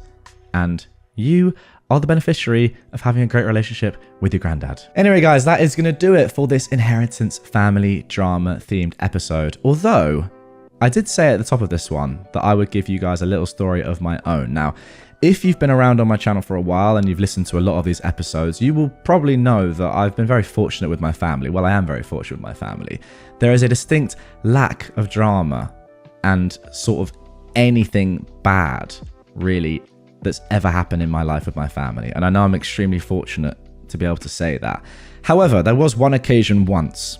Now, I am called a Mauritian. My surname, Ukiah, is Mauritian, from the country of Mauritius. It's where my granddad was born. Sadly, he is no longer with us. However, his mother, who also was no longer with us, had a pretty big inheritance, I suppose, or a pretty decently sized estate to give away. Now, she had a lot of brothers and sisters and just general extended family, their kids, of course. And I remember one time at one of her parties, I don't know what it was, maybe like her 90-something, maybe even her 90th, there was a little bit of a fracas outside between two likely Mauritian lads who were actually having a scrap. I didn't know who they were. I think they're like great uncles or uncles of mine. But they were fighting over some inheritance because I think one of them didn't like the fact that the other one was getting more money in Nana's will, my great-grandmother's will. So that's sort of it. It can happen. And it was pretty interesting to see. It was a long time ago. I didn't really know what was going on, but it happens. That's probably the only drama that I've ever experienced in my family, which is, again, pretty amazing to be able to say. But yeah, I don't really know what happened at the end of that, but it happened. Entitled cousin wants me to pay for her wedding. Strap in and let me tell you about my entitled cousin and entitled aunt. We're going to call them Cousin Courtney and Aunt Ellen. My mother passed away a few years back. Being an only child whose father had passed a decade earlier, everything got left to me.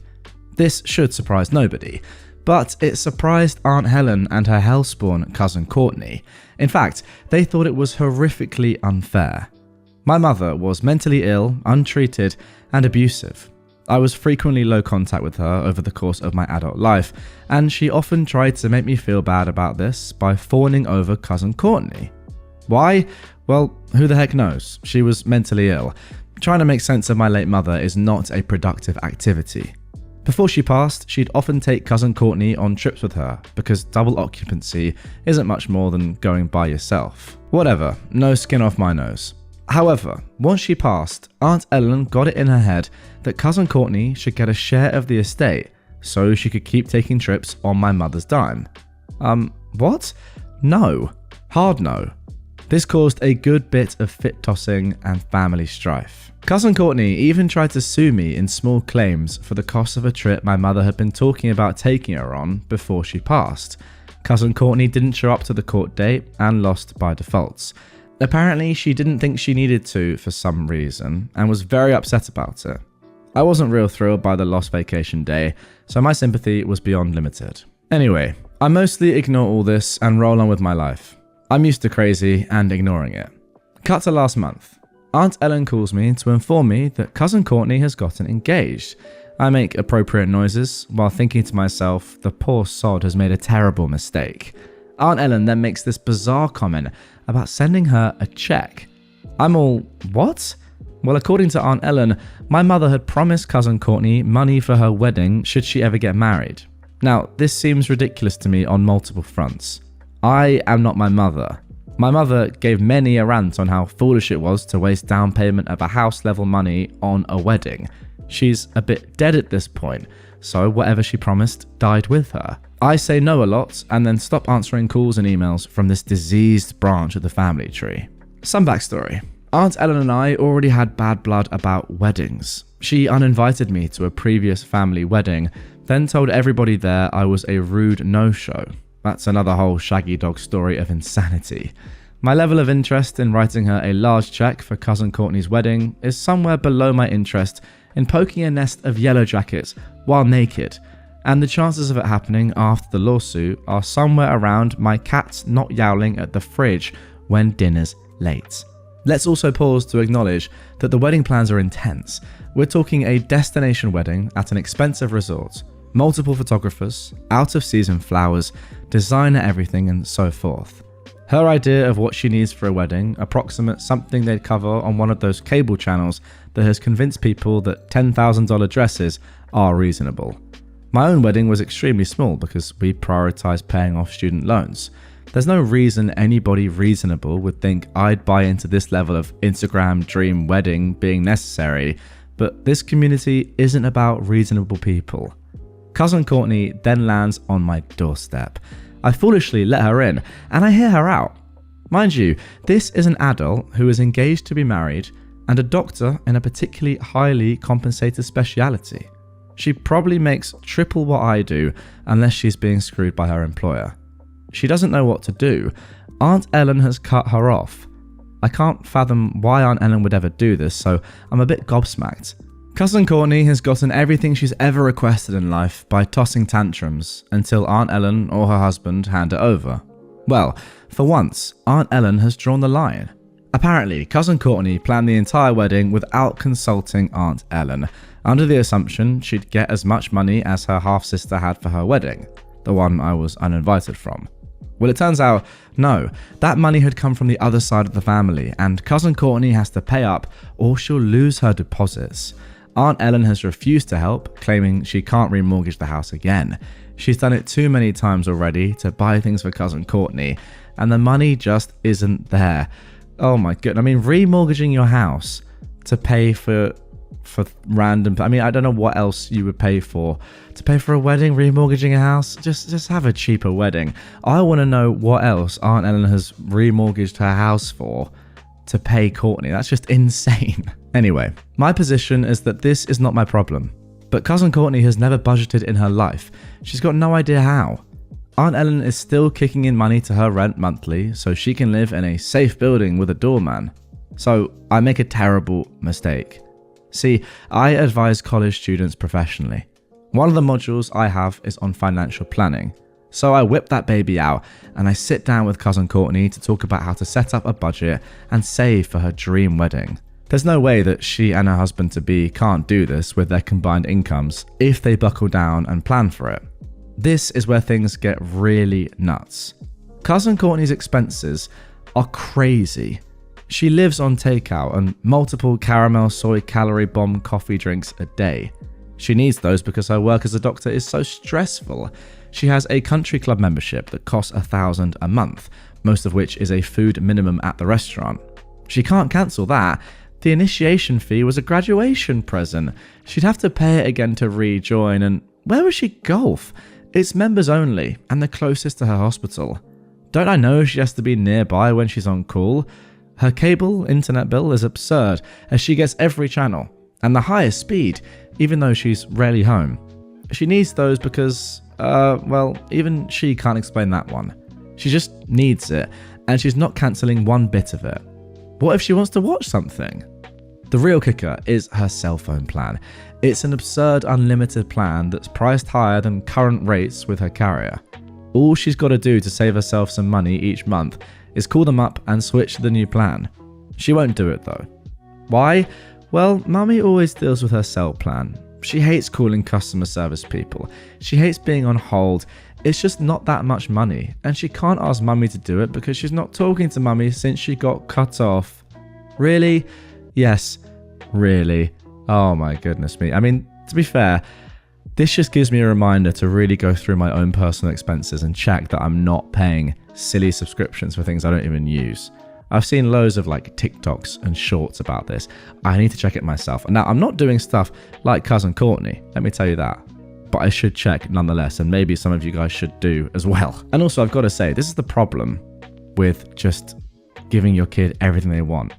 They have no need to ever budget because you're remortgaging your house to pay for their stuff. And it's gonna, as we're seeing right here, bite them in the butt down the line. Anyway, let's get back to it. This is around where I realised that all she's done this entire time is whine about how expensive everything is and refuse to do anything constructive. Her reason for agreeing to go through this budgeting exercise was to show me how poor she is and how much she needs me to cough up the money for her wedding. My motive was to get her to finally do a bit of adulting. She was decidedly uninterested in that. You can't help somebody who won't help themselves. It's just not possible. Once she realised I wasn't going to be writing a cheque, she dried up the crocodile tears and flounced. There was some very unfortunate name calling as well. Wow. Just because you're not going to help her out, you just start getting abused. How nice. The final coda to this absurd drama is that she made up with Mummy. No, Mummy didn't switch her to a cheaper cell phone plan and get her sorted out with a budget. Aunt Ellen called using an unfamiliar number to tell me how mean I was to her precious, spoiled brat, and that my mother would have wanted her to have a perfect wedding. No. She's probably very mad I hung up on her, but meh, I have new numbers to block. Now hopefully the story ends here. I'm used to being the black sheep. Add this to the list of reasons I'm horrid. If you're wondering what I did with the money, it's not just sitting around waiting for a greedy cousin to take it. My mortgage is much smaller now. Thank you for listening. I needed to get that out of my system. Okay, so there we have it for the first post. Now, as you guys know, that is not the end of things. There are 3 more posts to come, but I have to say, just off the bat, I'm just going to back up what I said while I was reading that there. This is why you don't spoil your kids, because they end up like this. They have no concept of money, of like worth, of anything really, I suppose. And they're just going to be in massive trouble. Eventually, you're going to have to do what Aunt Ellen's done and I suppose like cut them off. But then she's gone back anyway because obviously she has. And the same cycle is just going to continue forever, it seems. It's insane. Anyway, let's get into the second post and see what happened next. Cousin Courtney's wedding is off. Right, so here is an update on the post where my cousin Courtney and Aunt Ellen, for some reason, think my late mother's estate money should pay for cousin Courtney's wedding. I said no, no, no. Now, that post was long. This is short and sweet. The wedding is off.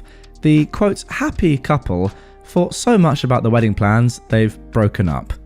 I'm still the black sheep, but I'm giggling. Edited to add, talked to the gossip monger uncle last night. Hubby-to-be fled. The story goes that they've been fighting about the wedding costs for some time and a big payment was due on the venue. They had to pay up or lose their initial deposit and booking. She wanted to pay without any idea where they were getting the rest. He wanted to cut their losses and lose the deposit. It all came to a big ugly head and he ended things entirely because she wouldn't back down.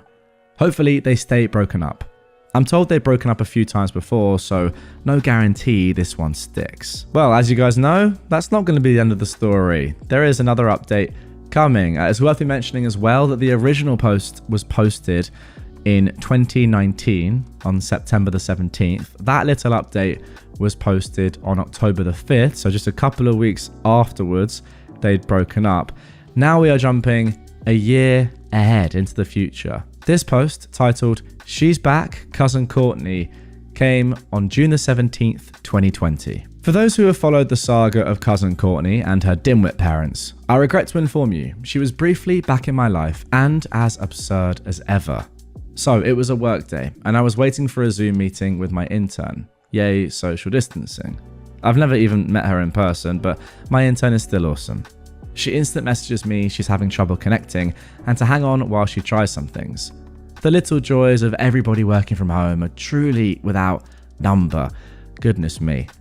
I know it's like 5 years on from this time now, but it makes me sort of shiver thinking back to this time. Although I would also say, a bit of a tangent here, that there are some huge benefits to working from home on a sort of health basis.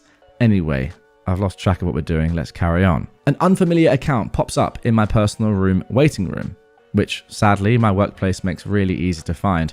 So I assume it's my intern trying from some other account she has. Big mistake. Up pops the window and there is cousin Courtney with a big smile on her face, acting like we're somehow speaking. Now, you're probably going to tell me I should have instantly booted her, and you'd be right, I should have. Boredom and curiosity got the better of me though, and I knew that getting rid of her was only a click or two away. She flat out pretended we were on great terms and started making socially awkward small talk. I humoured this for a bit before asking her why she'd contact me. Well, her parents are having their 50th wedding anniversary coming up soon, and she wants to do something special for them. Sure. They've always wanted to go on a cruise, and she wants to send them on one. Let's pause for a moment to note that we're in the middle of a pandemic, they're in their late 70s, and this self-centered brat is a doctor. She wants to put them on a cruise ship? Is she looking to get her inheritance faster? Okay, back to the story. That also gives me some memory throwbacks to shocking stories about cruises during COVID. So she starts blathering on about the cruise she's picked out, how amazing it will be, dream come true, and blah blah blah rainbows. Okay, sure, well, what does this have to do with me? Well, she knows things have been tense between us, and she thinks that my donating to the cruise would be a great way to reconcile. Hold up, Buttercup. Reconcile? Who in their right mind thinks I want that? You're on my work Zoom because I literally have you and them blocked everywhere else, and you expect me to donate to a cruise? Yeah, she really did. That way we could be family again.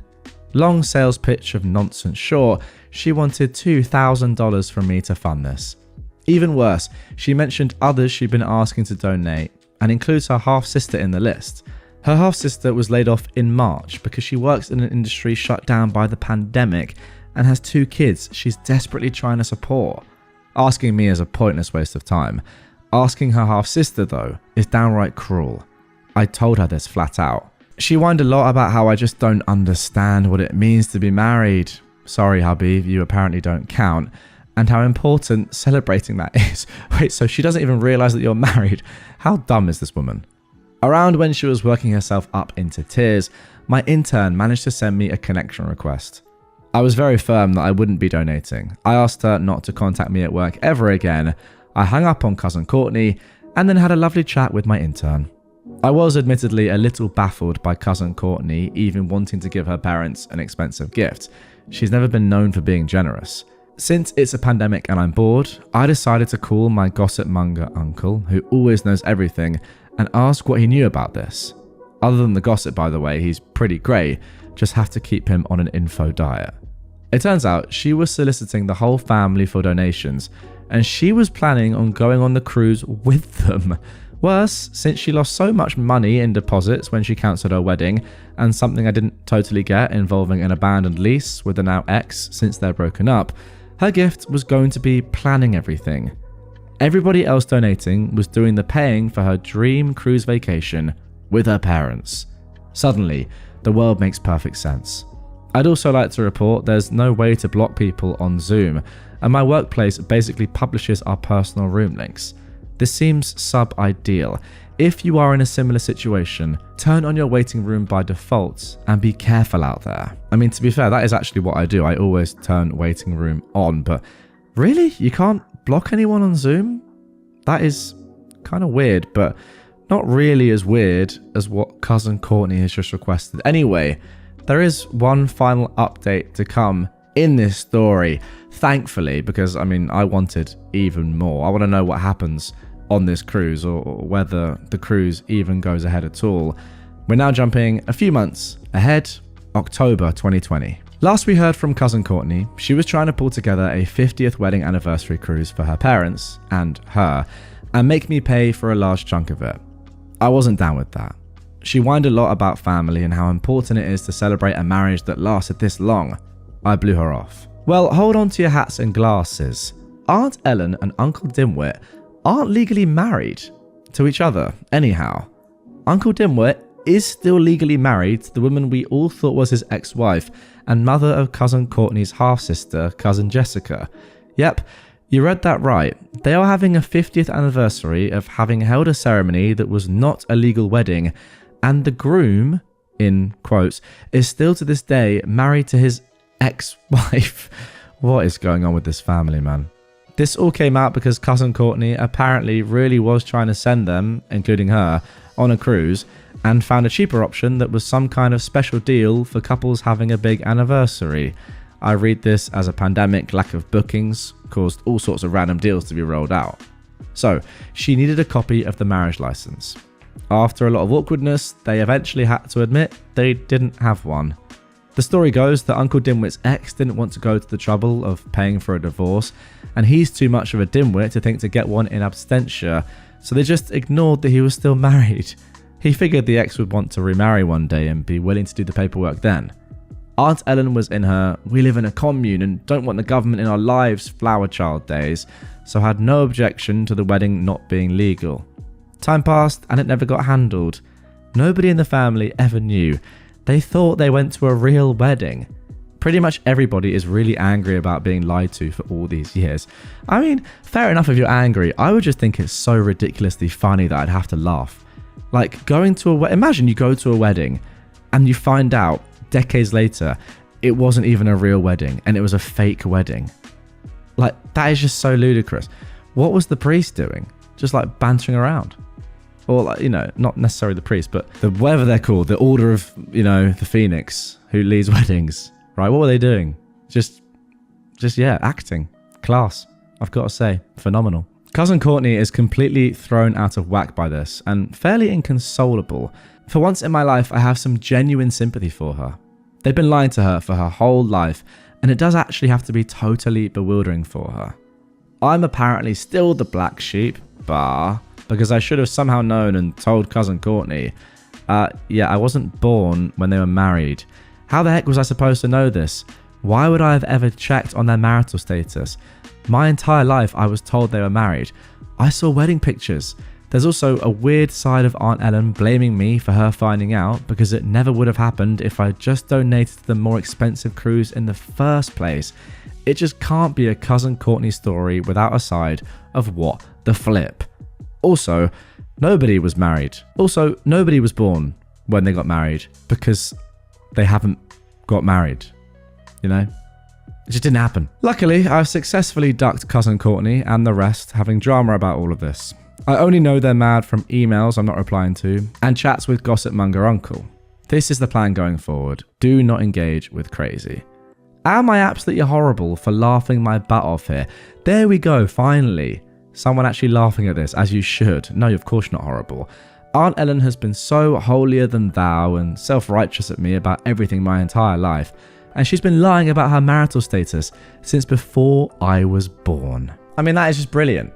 Like, as I said before OP even asked if they were right about laughing or not, that is just so ridiculously stupid and funny. I don't think I've ever heard a story like that before where someone has just completely lied about being married and everyone seemed alright with it at the time, at least the two people involved, but down the line it's come back to bite them. That's just so good. Like, what a ridiculous thing. Oh, it's fine. I'm sure my ex will want to remarry at some point and she'll do the divorce papers then. Yeah, imagine also explaining that to your wife-to-be or your fiance, that actually we can't get married because I'm still married to my ex. And I've got no plans, by the way, of ever divorcing her because I can't be bothered and neither can she.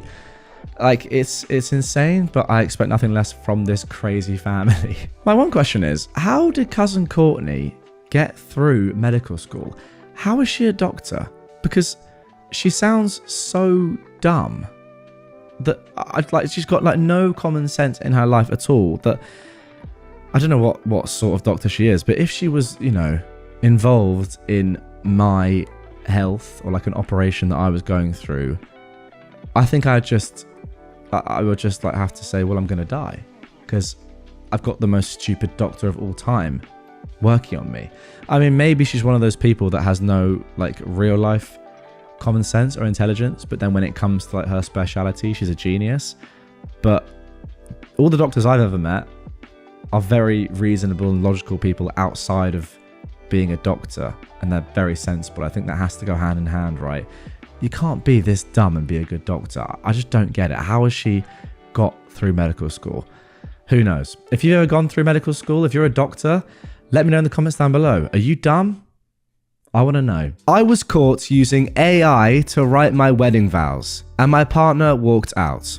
What do? I, a 35-year-old man, recently had a wedding with my partner, a 34-year-old woman. We've had a stable and happy relationship so far, and I love her more than anything in the world. The problem arose when it came to writing vows. Don't get me wrong, I love many things about my partner, but I just couldn't figure out how to put them into tangible vows. I decided to use ChatGPT so I can have something well written and expressive to share at the ceremony. The thing about my partner is that she's very confrontational and no nonsense. If something annoys her, she immediately addresses it with no room for backing out. I also know that she's expressed disdain for AI in the past, but I didn't realize how far the hatred could go. I don't know how, but she immediately recognized that the vows were AI. After I'd finished, she had this angry look and whispered to me, "Did you use freaking AI to write that?" I was quiet because I couldn't believe she'd noticed, and she was choosing to address it while we were on full display for everyone. She then said that I either speak from the heart or she walks out. I literally couldn't get any words out, and she kept her promise and walked back down the aisle, much to all of our friends and family's confusion. She's been ghosting me these past few days, which is atypical for her and has honestly given me panic attacks. Most people agree that calling off a marriage because of AI vows was an overreaction, and that maybe it was a sign that our relationship would have issues, but a few female friends have said that they would have done the same. I'm hurt, and honestly just needed it to help make the day more special. Is it worth fixing? Honestly, I think this is one of the worst things you can possibly do at a wedding. In the moment where you are trying to convey how much the person you're literally just about to marry means to you, how much you care about them, how much you're looking forward to spending the rest of your life with them, you've used AI to help you write that out. I think that is just so wrong. And I get it, look, maybe you're not the best with words, that's fine, but at least they'd be your words and not artificial intelligences. And your partner is marrying you for you and your words, not ChatGPT's. It's just insane. I honestly would do the same as your partner. If I could work out, or if I found out that the person I'm about to marry has written their vows using AI, I'm out of there. I'm sorry, that is just that's so poor. I don't know if it gets much worse than that. I get it from your perspective. You wanted to convey how you truly felt, but I don't think that is the way of doing it at all. That's just so bad. Okay, now before we get into the comments, and as you can imagine, they were pretty scathing. First of all, I want to read out this quick edit that OP left on this post just 10 hours after posting it. He said, "Okay, I screwed up. I didn't check this post for a while because I wanted more points of view instead of just getting torn to shreds, but I understand why the situation is worse than I thought it was. I've been trying to contact my partner's family to see if I can talk to her again, but apparently she's been staying out of state with her sister. I'm going to tell her when she gets back what I heard here and that I understand. I'm also going to write new vows without AI and bring her favourite flowers and snacks. I still want her to know that I love her and know her. I will post an update when I can. Thank you all, even if some feedback could have been a tad more nicely put." Yeah, as you can probably imagine, and as we're going to get into right now, the comments weren't best pleased. Someone said, "Did you write this with AI too, bud? Come on, man, you should have been talking from the heart." OP then replied, and this was heavily downvoted by Redditors, "No, I could write this just fine. For the vows, it was different because I wanted them to be perfect, and there was just a lot I wanted to say that I ended up not being able to say anything. No, that's just not an excuse. Perfect vows are not written by AI, they're written by you. And what makes them perfect is surely the fact that they're written by you, even if they are objectively imperfect. Right? They've got to come from you, that's the whole point. You're marrying another person. ChatGPT isn't third wheeling here." Somebody else said, "I don't know why so many men, sometimes women too, but it's usually men, have this belief in the back of their heads that they have this overruling right with their female partner, where they can just ignore or dismiss whatever she wants or prefers as long as he thinks he's got a better idea. Like she's a child and he's the parent who knows better. And now we have you, quote, She told me explicitly multiple times that she hates AI, but I felt like it wasn't a big deal and that I needed it, so I used it anyway for my wedding vows. How can I show her that she's overreacting? Quote. I suppose that is kind of what OP has said. The comment continues, you don't do that because she's not overreacting. You disrespected her majorly. You're not the victim here. You knew dang well what her reaction to you using AI would be, and you did it anyway because, again, you thought you knew better and that she wouldn't find out anyway. Again, like she's a stupid child and you're her parent replacing her dead goldfish before she gets home from school. She deserves better than to marry a man who thinks of her that way. That is a very harsh comment. I'm not personally sure if I would fully agree with that. I feel like, I don't know. I'm sort of like in two minds with that because on the one hand, yeah, OP's fiance has said in the past how much she doesn't like AI and he knows that and has still done what he's done. But I don't necessarily agree with the whole like parent and child thing and that this is like a wider sort of sexist debate. I think he just thought that he could get away with using AI. Simple as that. Still a terrible, terrible decision, but yeah, I wouldn't make it out to be more than it is. Anyway, OP replied saying, I didn't realize she'd be able to tell right away. When I spoke of her disdain for AI, people are making it seem like it was a deal breaker that I simply ignored, which isn't the case. I didn't understand that it meant that much to her, and I definitely won't be making the same careless mistake again. Somebody else said, the thing is, this is all a slippery slope. Once you get AI to do something as important as writing your wedding vows, you will even more easily be getting AI to reply to your text messages and creating apology messages when you get into arguments which you didn't even write. At which point, she might as well be in a relationship with ChatGPT instead of you. That is a great point. OP replied, this is my first time using it to write text, and this whole situation scared me off it for good. If I can fix things, hopefully I won't fall into a slippery slope. Somebody else asked, didn't you have an efficient? Ours offered to help us both individually with vows if we wanted, i.e. even just bullet points of what we wanted to say, and they would help with wordsmithing. AI isn't even well written or genuine. This was a major, expensive, public and preventable incident you caused, and you are not looking for ways to own it and fix it, but for reasons why she is overreacting. OP said, well, I actually thought that getting help from the efficient would be less authentic. I guess I took an even worse route without realizing. Well, that makes just no sense to me, sorry. It really doesn't make any sense. By the way, I feel like using ChatGPT to sort of generally construct an idea is okay. Like, if OP had said to ChatGPT, I've got these key things that I want to talk about, and I can't quite work out a structure as to how to get all these things into the vows in a very succinct way. Can you help me with that? I feel like that would have been okay. But the fact that your fiance has noticed like pretty quickly that you've used ChatGPT tells me that you have just read what it's written to you and you've just said, well, can you just write my vows for me? These are the key points. So how would using an efficient be less authentic than that? I mean, that is as fake as you can possibly get. Anyway, somebody else said, I am skeptical that most people, as you said, told you that this is an overreaction. Let's see the vows. Wow, I would love to see the vows because then we could really judge.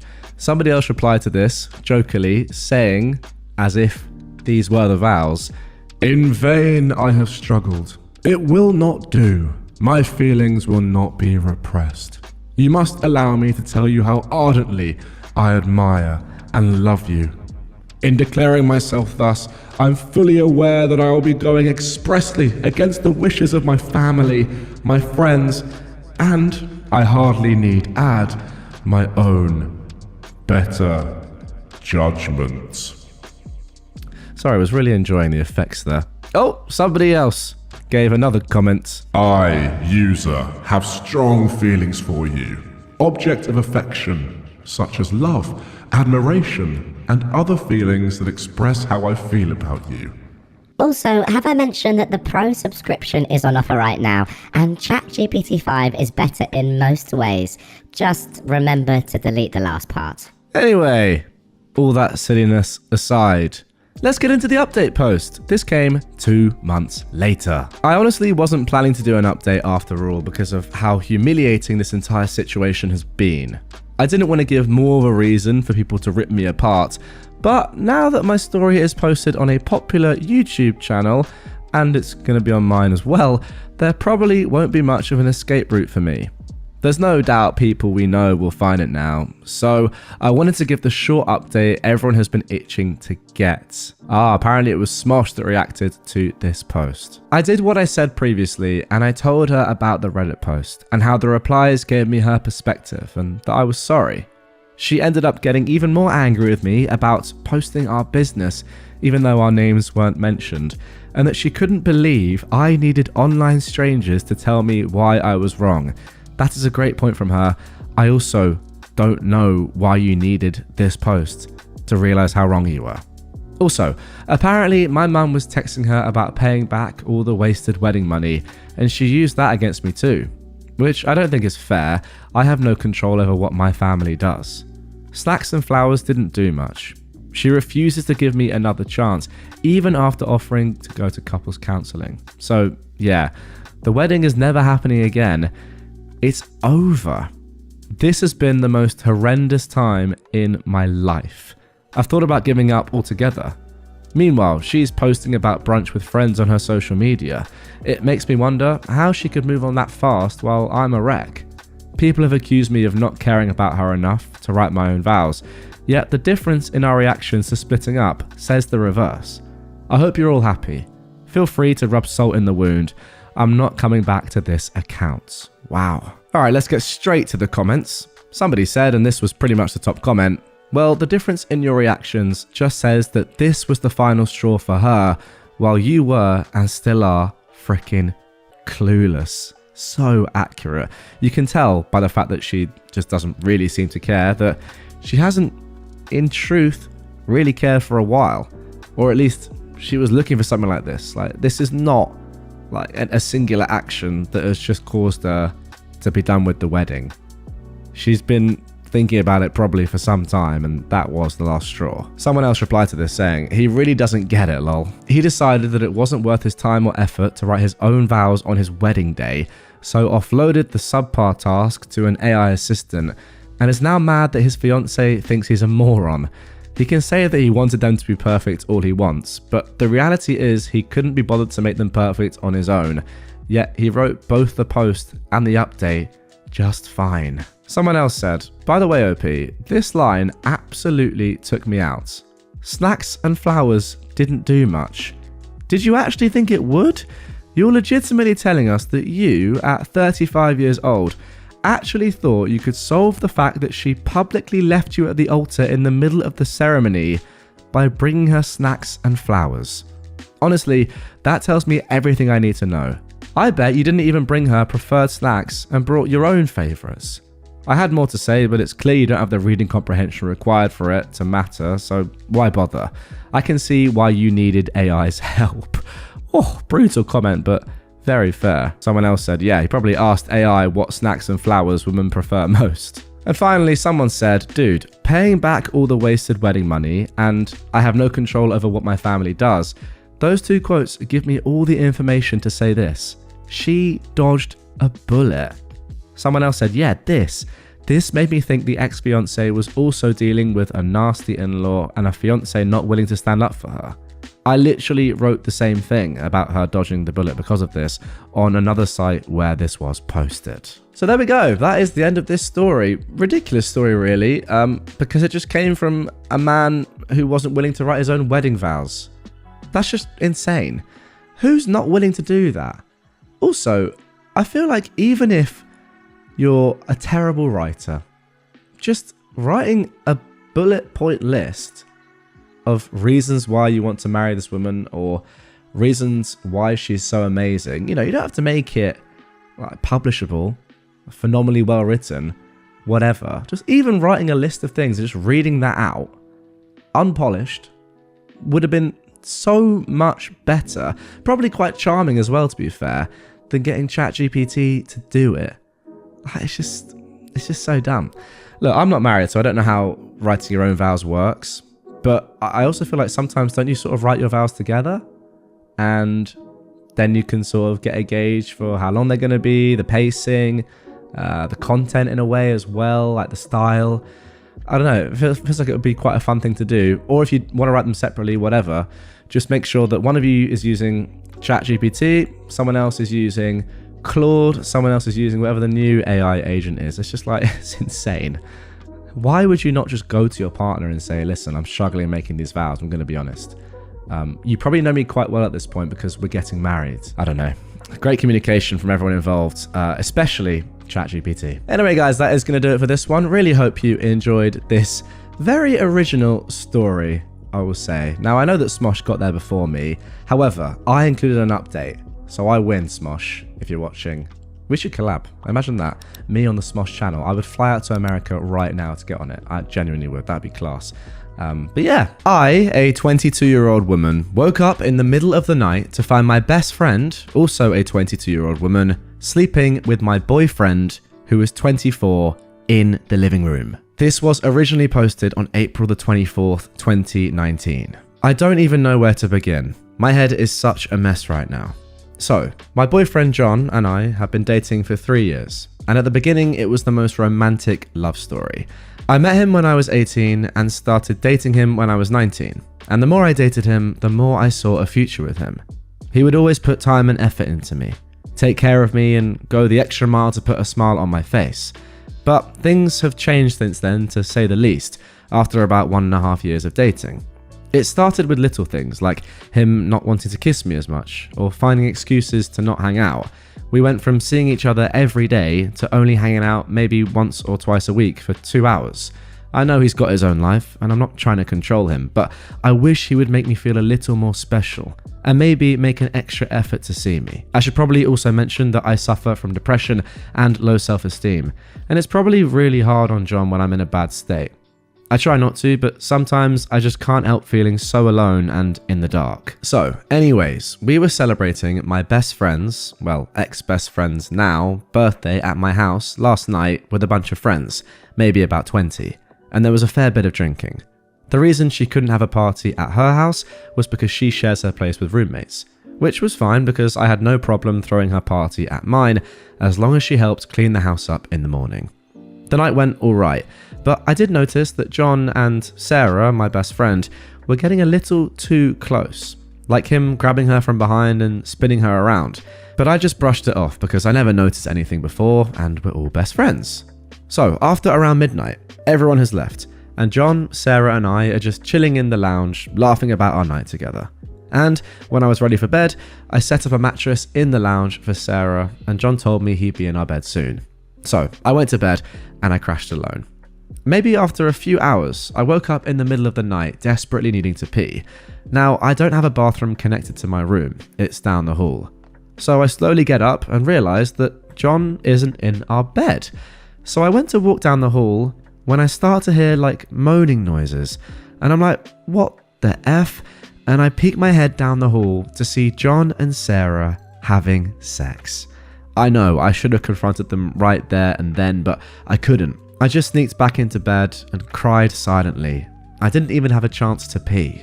So, now it's morning, John has snuck back into our bed and is acting like nothing's happened. I've lost a lifelong best friend and a boyfriend I put 3 years into. I don't even know how to confront them. I'm not even sure if I can confirm what I'd seen because we were all drinking. It's driving my insanity crazy. But the real kicker is that John and I haven't slept together in months, but he can sleep with her? I just feel so low. How can I confront them and even begin to process this? I don't want to lose John. We have our ups and downs, but he's everything to me. If anyone has ever been in this situation and has any advice, feel free to let me know. Just don't be too brutal. I think I already know what I have to do. Right, let's jump straight into the comments here and see if Redditors gave any good advice or not. Somebody said, unbelievable. I'm so sorry this happened to you. I would first sit down with John and just be straight up about what you saw and heard. There's no way he can lie or deny it without looking like an idiot. I would deal with Sarah afterwards. Dang snake. Honestly though, if it were me in this situation, I would cut them both off right after confronting them. No questions asked. What your friend and boyfriend did was beyond betrayal. There are no excuses, and I wouldn't even bother trying to hear them out. Yeah, very good advice. OP replied, I'm thinking about doing this once Sarah leaves, which should hopefully be soon. I'm just hiding away in my room. I feel so pathetic. Wait, what? Is this like happening live? Oh my goodness me. So this is happening the morning after OP's writing this on Reddit. Oh my goodness. This is like we're there in the room. Goodness me. Somebody else said, well, all I can say is leave. He cheated on you and broke your trust. You deserve better. Find someone who respects you. Now, OP replied to this saying, one thing I'm scared about leaving is that he has private photos of me and I'm afraid he will share them if I leave him in such an abrupt way. He can be that kind of petty person. I think I know his password. I'm going to try and delete the photos before I confront him with the excuse that I need to check my email or something like that. I'm just hoping they aren't backed up. But if something happens, I will definitely go to the police. Yeah, I mean, that is tough that would be a reason to not leave somebody. But, you know, if those photos do go anywhere, that is a very serious crime. But I do understand your concern. Finally, somebody said, you need to call both of them out and get out of the relationship ASAP. If he's willing to cheat on you in your house with what was supposed to be your best friend, he'll never change. And it also sounds like he's been pushing you away already anyways. But like I said, if he's willing to F someone else when you're in the next room, that's unacceptable. I would have been beating my friend's face in. So I do give you props for not stabbing either of them. Not just one person broke your trust, but two of them together. Anyway, get out now. This means most likely he's been effing other people too. Probably, at least. Sorry for the double betrayal. And then OP says, thank you for the encouragement. I wish I had your strength. I'm going to confront him when Sarah leaves. I just can't believe that OP is in her room. Her boyfriend is now back in bed next to her. She's on her phone, typing this on Reddit and replying to people who are giving good advice like this with her boyfriend next to her, who's done the unspeakable, the unthinkable. And Sarah is still there, probably asleep in the lounge, in the other room, on that same blow-up mattress that she had sex with your boyfriend on hours ago. Crazy. Okay, now the next day, on April 25th, OP gave us a little edit/update. She said, I used the excuse that I had to text my mum and ask what day we're hanging out. I don't have credit and John knows that, so he didn't suspect anything when I asked for his phone. I went through his phone and the evidence was pretty damning. They've been sleeping together for a while. I took screenshots of their conversations and sent it to my phone in case he tried to deny it. After all that, I confronted him when Sarah left. It was so hard to even get the words out. And you know what? He denied it. He told me that he loves me more than anything and would never do that, and that I should know that and to stop accusing him of such silly nonsense. That's when I told him I've seen all of his and Sarah's messages. At first, he still kept denying it, saying someone's hacked his accounts and he doesn't know what I'm talking about. But eventually he broke down, crying, saying he loves me and doesn't want to lose me, but couldn't feel the spark anymore. And it was the biggest mistake of his life. He wants to make this work and push past this. Well, maybe he should have tried instead of sleeping with my best friend. So I told him to leave, and of course he doesn't know where his car keys are, and asked if it's okay to stay for a few hours when his best friend Mark gets off work so he can pick him up. It was so difficult to say no, but I did. I just wanted to be alone. I don't even know who he is anymore. He ended up finding his car keys and he's been calling and messaging me ever since. As for Sarah, I got a message from her saying this. I'm assuming that John gave her the heads up. I can't even explain how sorry I am. I never wanted to hurt you, and I don't know how this happened, but something grew between John and I can't deny that what we have is so intensely strong and real. I hope we can work for this, and I hope you can someday come to become okay with me and John being a couple. I wish you the best of luck, and when you're ready, please message me. Lots of love. So I don't know what to believe.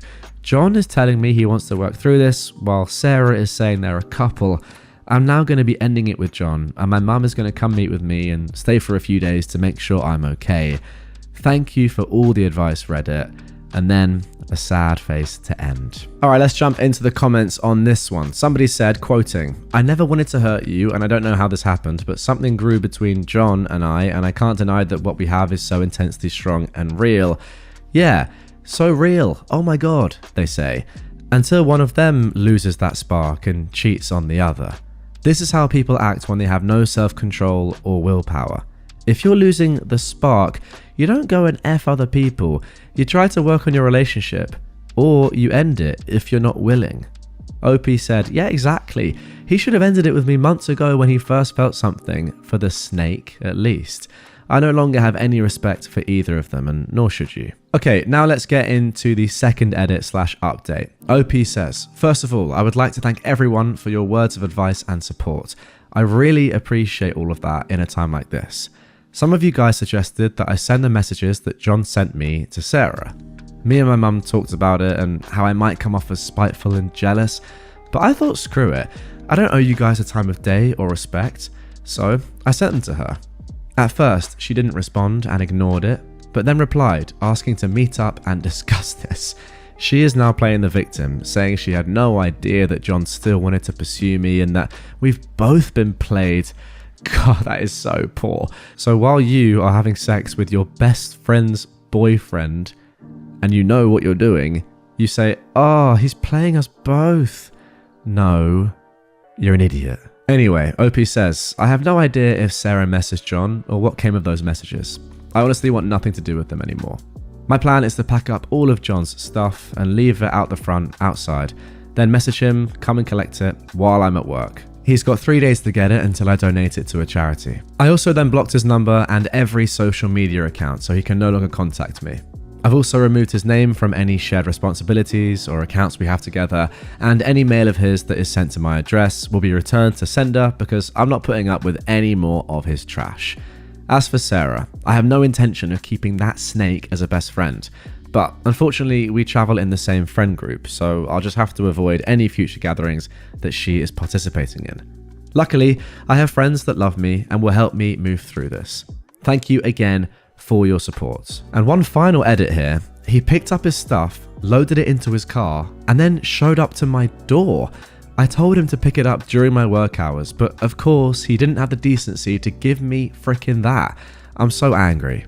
Mum said that he tried to walk through the door and she told him to get lost and slammed the door in his face. I could hear him calling my name and it made me cry a little harder, but I just wish I could have had the satisfaction of watching him have the door slammed in his face. Just, what a piece of trash. And one final comment from OP before I give my thoughts on this. I spoke about it to 2 of my friends and I'm assuming that everyone knows by now. I just don't have the mindset to really talk about it with them at the moment, but they understand. But as much as I hate her, I don't want the group to feel like they have to choose. Well, in my opinion, they absolutely should choose, and they should make the right decision, because if that was me, if I were you, OP, I would never want to see this ex-best friend ever again, and I would make it abundantly clear to all my friends that I'm not going to be in the same room as them ever. So if they want to see me, she can't be there, and then they should make the right decision because she did something horrible and you were just living your life. So I wouldn't want to be friends with someone that did stuff like this anyway.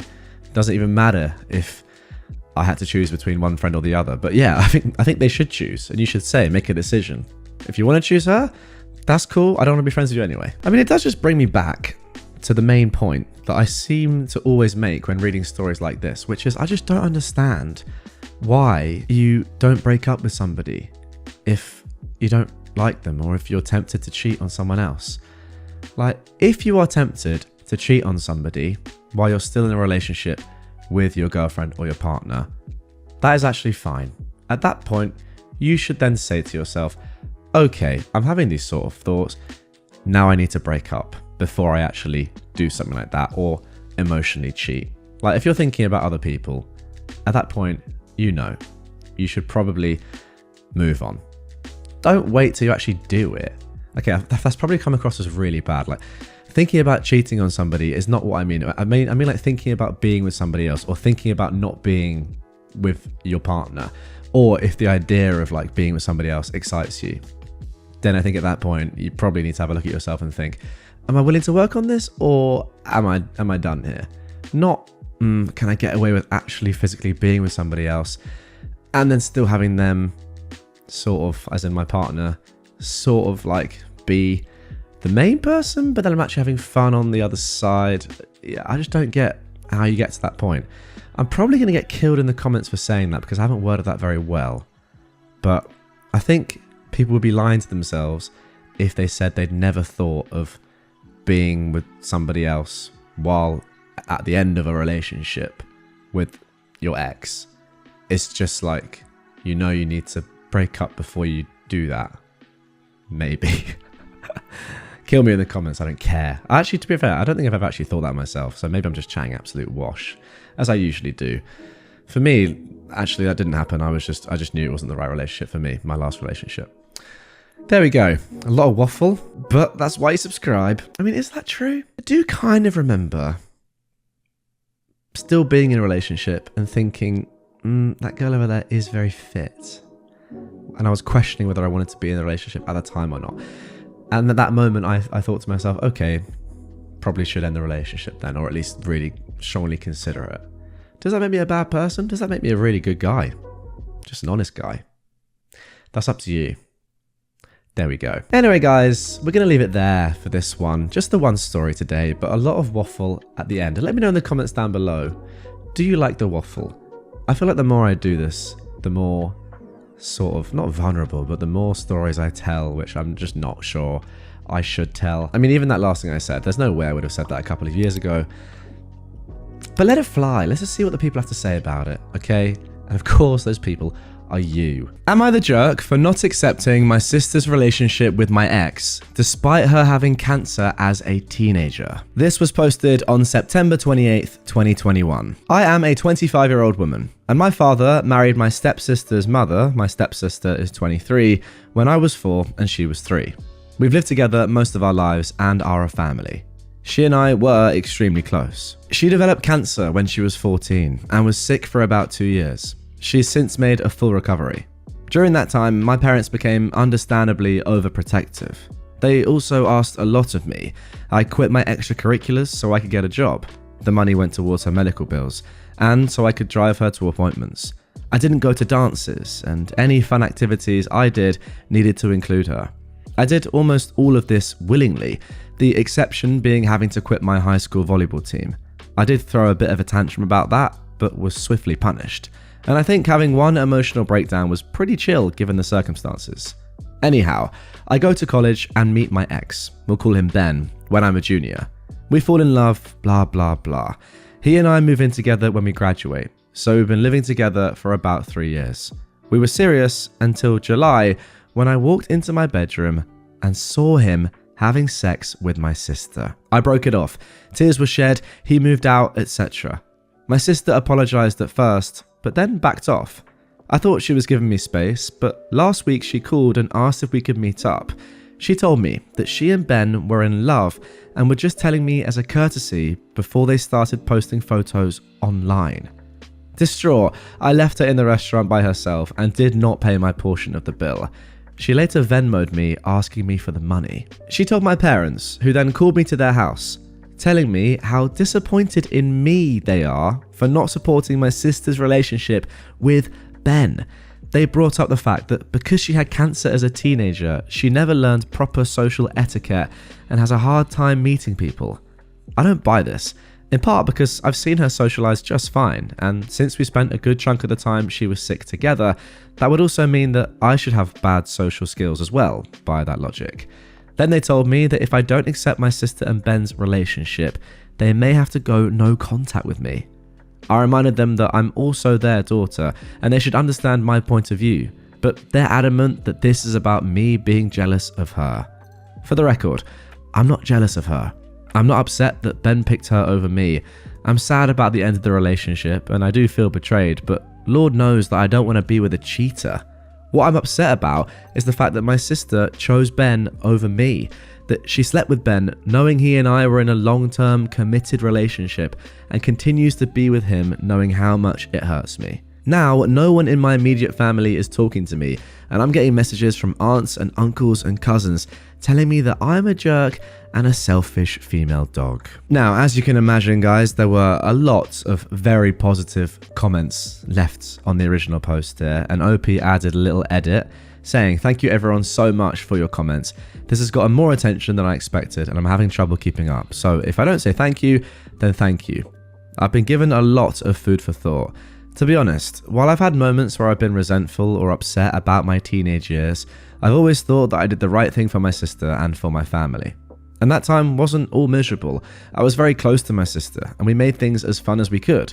But I didn't think of it as an abdication of my parents' responsibilities or that they were doing wrong by me, which many of you pointed out. I definitely have a lot to think about. Thank you again for making me feel less crazy about all of this." Yeah, that is the one thing that I think I picked out there. How can your parents possibly be blaming you for this? It's just not right that your parents made you sacrifice so much stuff and then now are like, well, your sister had cancer. She doesn't have any social skills. Like, what? It should be the other way around. Like, you should be the one that's getting at least a little bit of leeway now that your sister is better, in my opinion. OP then posted a short update saying, "Sometimes you can only laugh. I just got off the phone with my cousin who saw this post and said that he could explain a few things. I asked him why he was on Reddit at school, and he asked me why I was on Reddit instead of work, and I said touche. He told me that after my conversation with my mum, she went to his house and talked to my aunt, and here is the deal. It turns out my sister is not only in a relationship with Ben, but is 4 months pregnant, which means that she and Ben were effing for longer than I'd even guessed. Apparently, my parents are so adamant that I forgive her because I'm already ruining their experience of their first grandchild. That's right, I'm less important than my stepmom posting ultrasounds to Facebook. This is where we're at.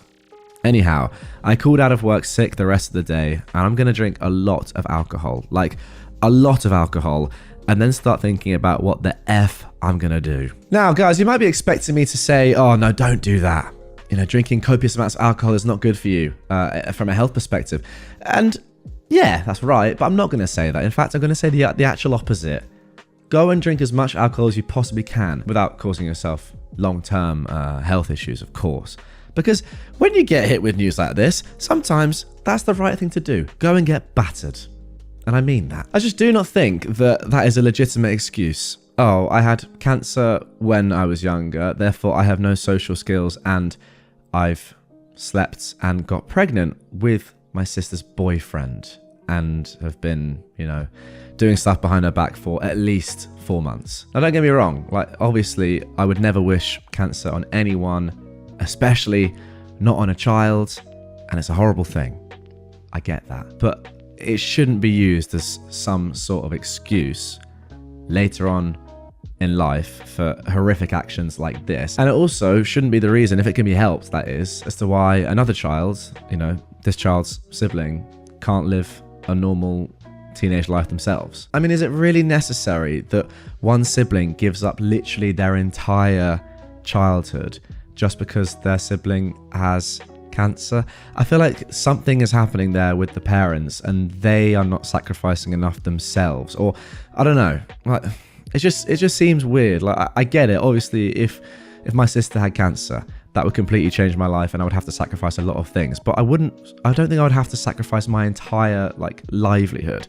And, you know, for me, stop doing any exercise or stop running or playing football or that sort of stuff to be with her 24/7. Like, I'd expect my parents, which obviously they would, to take on a lot of the brunt of the work as well.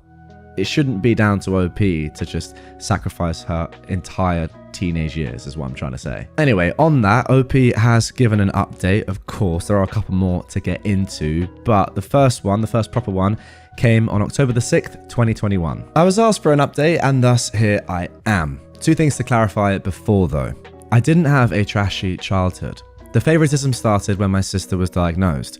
I moved out soon after and have been pretty independent since then. Not saying that how my parents treated me during those years was okay, but I wasn't Cinderella.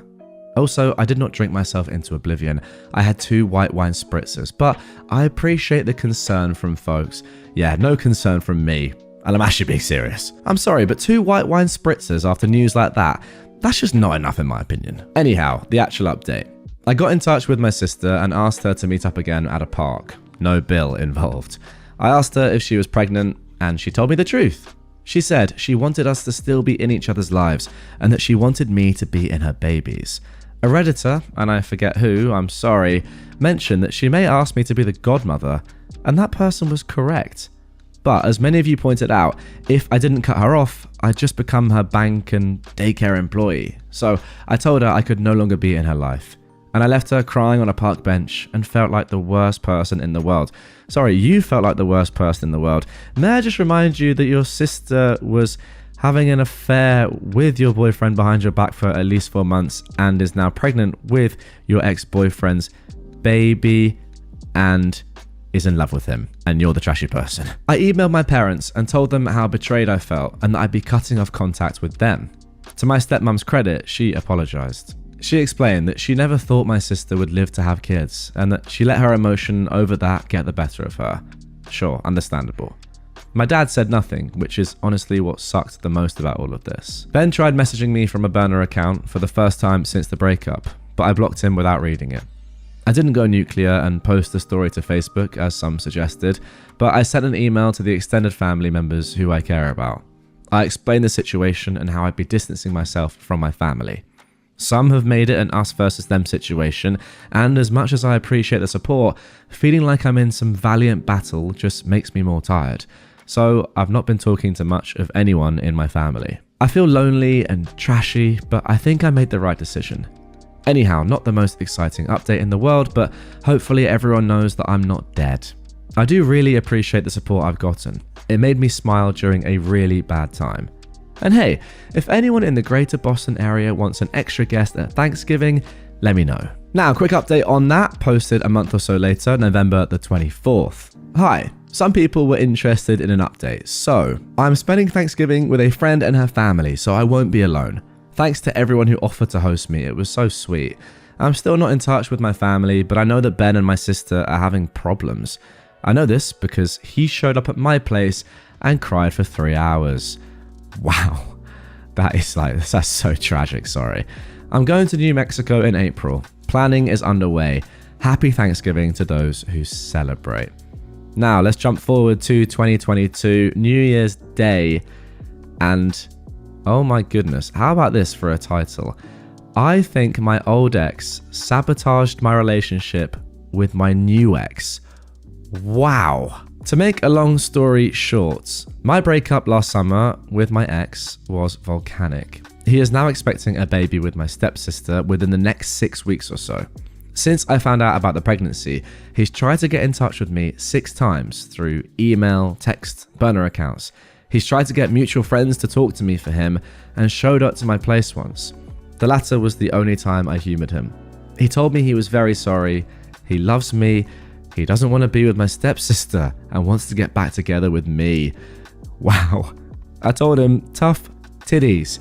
He made his bed and now he's got to lay in it with her. I haven't dated much since July because of my life's implosion, but in November, a friend from college messaged me out of the blue. We hadn't talked in a long time. He is a 27-year-old guy and will be referred to as ex number 2 for the rest of the post. And Ben, my ex number 1, were good friends, but had a falling out over something fantasy football related the year after we graduated, and I stopped talking to him out of solidarity or whatever. Some of you guys may not know this, but I actually do have another YouTube channel, or I run another YouTube channel all about fantasy football, so that's why I laughed. Anyhow, we go on a date, we click, we go on a few more dates, we become exclusive in early December. I was feeling really hopeful about this until this morning. I was supposed to meet my second ex at a New Year's party last night. He got there before I left the house and texted me saying that my first ex was at the party and asked whether I still wanted to come. I declined and went to another friend's house and had a pretty good time. I tried calling my second ex at midnight, but he didn't pick up. I didn't think much about it. It's also important to remember throughout this that at the time, second ex is not second ex, he is current boyfriend. Anyhow, I go to bed late and when I wake up this morning, I have a message from current boyfriend saying we're done. Now, second ex. I couldn't even respond because he'd blocked me everywhere. I talked to a friend who was at the party the exes were at last night, and he said the two of them had spent a good chunk of time chatting with each other, but he didn't know what they were talking about. I'm not close with anyone else who was at the party, so I don't really have anyone else to ask. Like, okay, it was a 2-month-old relationship. I'm sad, but I'm not bereft. But the paranoid part of my mind is really concerned that my first ex said something that resulted in my second ex becoming my second ex. My second ex has made it abundantly apparent that he doesn't want to talk to me again, and I don't want to push that boundary, but I'm so confused. I could contact my first ex, but I get the feeling that will open a floodgate of drama. I could also try talking to other mutual friends to see if they've heard anything, but I also don't really want to spread this as a rumor if it wasn't true. I don't know, I'm at a loss. Any advice here? I'm spiraling, thinking that my ex is going to try to ruin every relationship I have for the rest of my life. Well, my immediate reaction to that is that if there were no issues beforehand, and this has come out of the blue, which to us, unless there's like a lot of context missing, it seems as if it has, then yeah, that conversation, and it sounds like it was a pretty long one, obviously has sparked this. And therefore, your first ex has sabotaged this relationship. Simple as that. Let's get into an update though and see what happened next. Okay, this next one was posted on January the 16th, so a couple of weeks later. I'm beginning to think that there's something wrong with me. Never the best title to read, that. My last 2 partners have cheated on me. The first was a very serious relationship. We lived together, we talked about marriage and buying a house. He even took 2 pictures of us as kids and photoshopped them together to show what our kids might look like one day. The result was terrifying but hilarious, and I had it as the background of my phone for a month. I walked in on him sleeping with my stepsister. Now, she's pregnant, due in the near future, and he's with her. I know he's not happy. I know he regrets what he did. I know that he loved me. And none of that stopped him from effing my stepsister in our bed.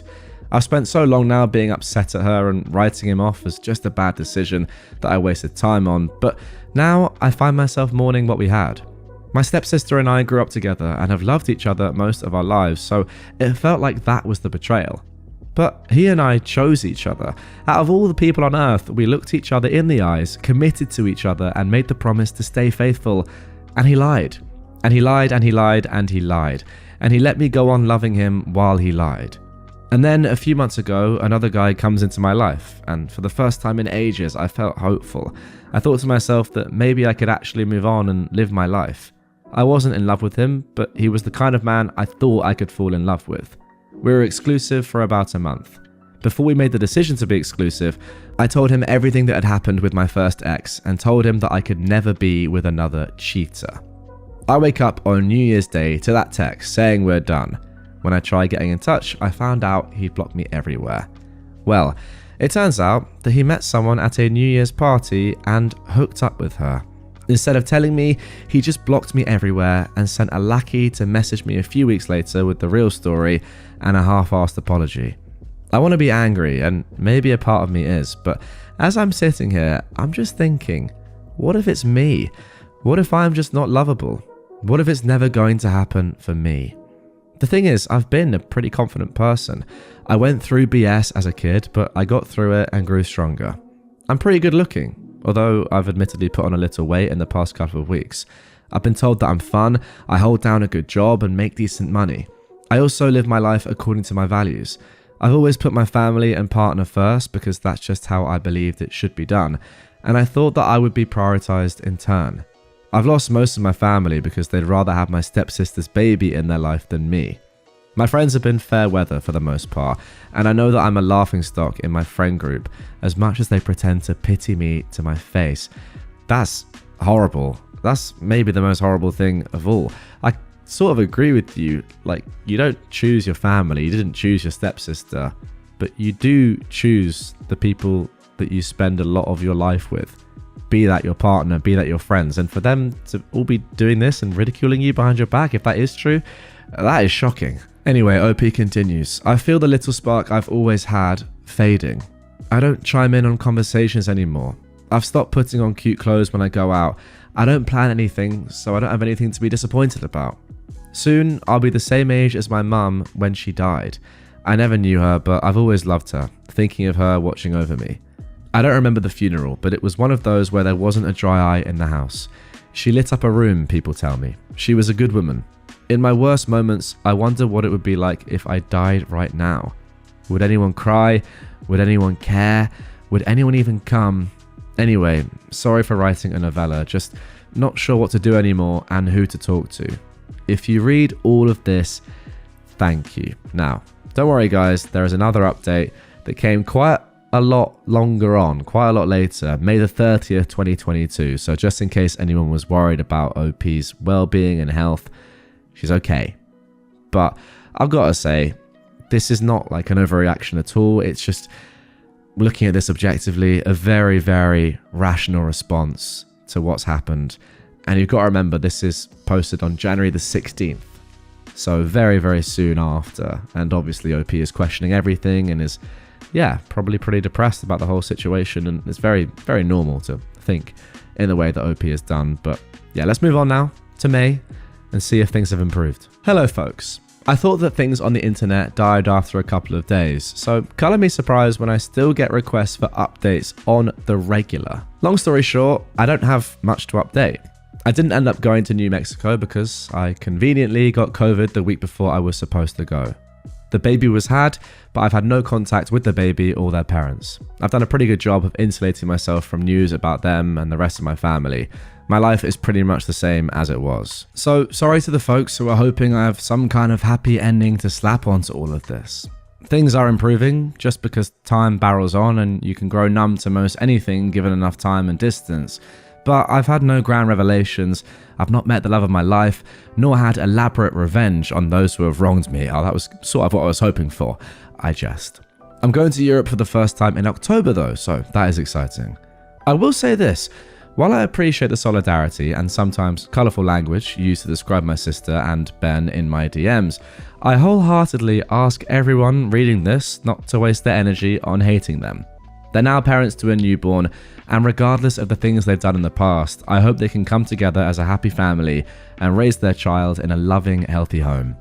Hating them doesn't do anything for anyone, including ourselves, in the long run. Anyway, that's the non-update update.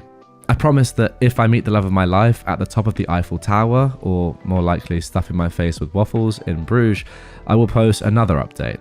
Until then, you can assume that I am living, trying my best, and I'm very appreciative of all of the people out there in the world who have read this saga and reached out with support, even if I've not had the energy to respond to everyone. Very nice words there from OP. However, let's carry on, because OP left a very small update in the comments of that post in October of 2022, saying, "Hi, just wanted to give a more recent, less depressing update. I'm currently in my hotel room in Paris, eating a creme brulee in bed, reading a romance novel, and about to go to sleep early. All is well." And that's it. A really good update, but not a very long one. So let's get into the next one. A month later, 9th of September, oh my goodness, not a month later. Over a year late, well, under a year later, but a year later, the 9th of September, 2023. Hello. So, it's been a minute, but I still get messages from folks asking how I've been, and I'm up too early and a little bored, so I thought I'd give you the answer. I'm good. I made a lot of really positive changes in my life, and I'm in a much better place, physically and mentally, than I was last year. To answer some specific questions, no, I'm not in contact with my family. The last straw was in spring of 2022. My dad emailed me to ask if we could get lunch and talk. Me, having always harboured the secret and foolish hope that we'd reconcile and go back to normal, agreed. I arrived at the restaurant and waited 2 hours. When my server gave me a free dessert on the house with a pitying look, I called it and went home. Later, I got an email from my stepmom, which I'm sure was full of excuses, but I didn't read it. Wow. I mean, that is actually ridiculous, by the way. Like, so ridiculous. Asking you to reconcile and then just not even showing up. What? Who does that? Anyway, the really positive outcome of that was that made me realise that I needed to move far away and not come back, which I did. I'd always been really scared to move away from my family, but since I don't have one anymore, I ended up somewhat spontaneously moving halfway across the country. The spontaneous move was stressful and expensive, but I can now say that moving was one of the best decisions of my life. I ended up reconnecting with an old friend and falling in with her friend group, who are the loveliest people. I've never felt safer or more supported, and I feel so lucky to have them in my life. And it's less humid here. That's a big win. One of our friends is a counsellor who helped me find a therapist that I really click with. And it took a few tries and a therapist who didn't immediately want to do CBT with me, which just isn't my thing, but I found someone I really connect with. I'm now doing IFS therapy, and it's really changed my relationship with myself and helped me realize all of the hurt and pain I've been holding on to and start to heal. Now, what is IFS therapy? It's internal family systems therapy. Interesting. Used as an evidence-based psychotherapy, helping people heal by accessing and healing their protective and wounded inner parts. Okay, interesting. So, you all were right, and I needed to go to therapy. Give yourselves a pat on the back for that one. I also got diagnosed with depression, and I'm taking medicine for that. It was a bit hard to stomach as someone who always saw her value as being the happy person who takes care of everyone all the time, but it turns out that sometimes when your needs aren't met as a kid, you end up becoming the happy person who takes care of everyone all the time because you're afraid that if you show the slightest bit of unhappiness, you won't be loved anymore. And that is effed up. I also met a guy, and I know you're all saying, OP, no, your decision making around men cannot be trusted, but I assure you that he's different. By the way, I don't think anyone in the comments would be saying that. You've just been unlucky. Anyway, instead of rolling his eyes when I'm feeling off, he'll either just quietly lay on the couch with me or go for a walk, or he'll say really dirty things to me in his spot-on Kermit the Frog voice until I'm laughing so hard I can't focus on anything else. And bonus, he's far too busy painting D&D minis to find the time to cheat on me, so I'm not even worried about that. I did have to invest in a somewhat elaborate Renaissance fair costume, which is not something I'd imagined for myself, but I'm having a great time. I'm gonna marry this dude someday. As for Ben and my sister, as far as I know, they're still together. Every so often, she tries to get in touch with some manner of burner account, but I ignore all of it. I'm still bummed that I'm not going to be a part of my nibbling's life, and I do, honestly, still really miss my family, but I know this is right for me. Sorry I don't have any salacious info on them, since I know you're all really here to hear about their karmic downfall or whatever. But on my end, things are good. Better than they were before I found out I was being cheated on. My current life is built on real contentment, not fear disguised as shallow happiness. It's not perfect, and I have a lot of problems that I'm working through, but I'm proud of myself, and I think my mum would be too. So that is the update. Honestly, what a woman. Can I just say, she's unbelievable. And also, you write so well, it's a genuine privilege to read. Like, a couple of those sentences there were joyful to read. Any salacious info, if you want to hear about their karmic downfall, I mean, that is just phenomenal verbiage. But nonetheless, what a woman OP is all I can say, really. Anyway, she continues. I think this is going to be my last post, at least on this account. Thank you, Reddit, for supporting me and making me smile through some of the worst, weirdest points in my life.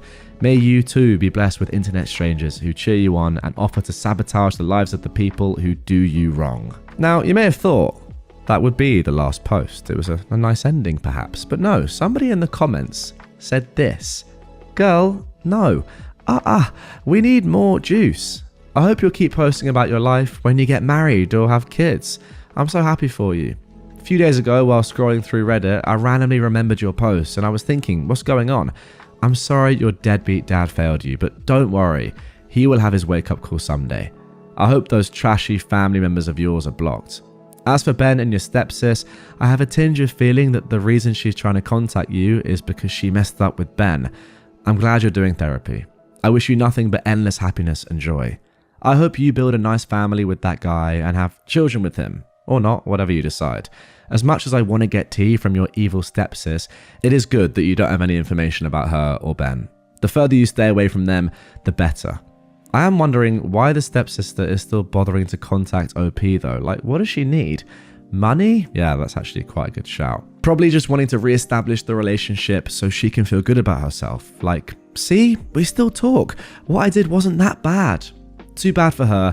There are some things you just can't come back from. Now, that was the comment. And OP, after reading that, I think, may have felt obliged to give this little update, at least they called it a little update, on May 19th, 2024 now, saying, I'm engaged. which is just phenomenal news.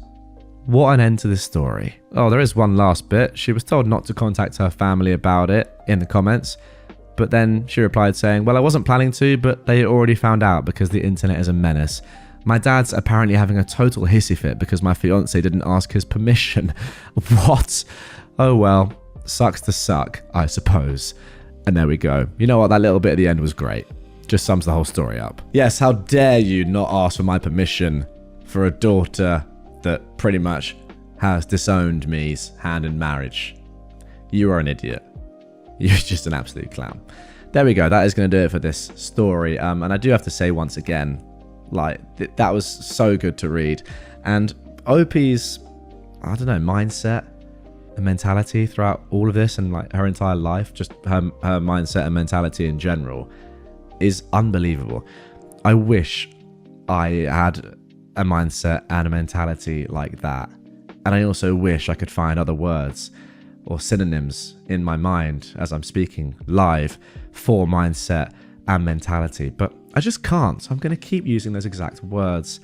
But yeah, seriously, I know, like, if I was in this position, well, I don't know how I'd react, but I think I would, you know, feel a lot more hatred, or at least I would probably act on my hatred a lot more. I would want to see the downfall, the karmic downfall of these characters. I don't think I could just be as, yeah, not chilled out, that's the wrong word, but I don't know, accepting perhaps of the whole situation as OP has been. And I think that is the right thing to do, because that is the way you move on quicker rather than sort of, yeah, lying in the resentment and hatred, which is what I would probably do, and I assume a lot of you listening and watching would do as well. But yeah, power to OP, just like mad respect, elite story, elite individual.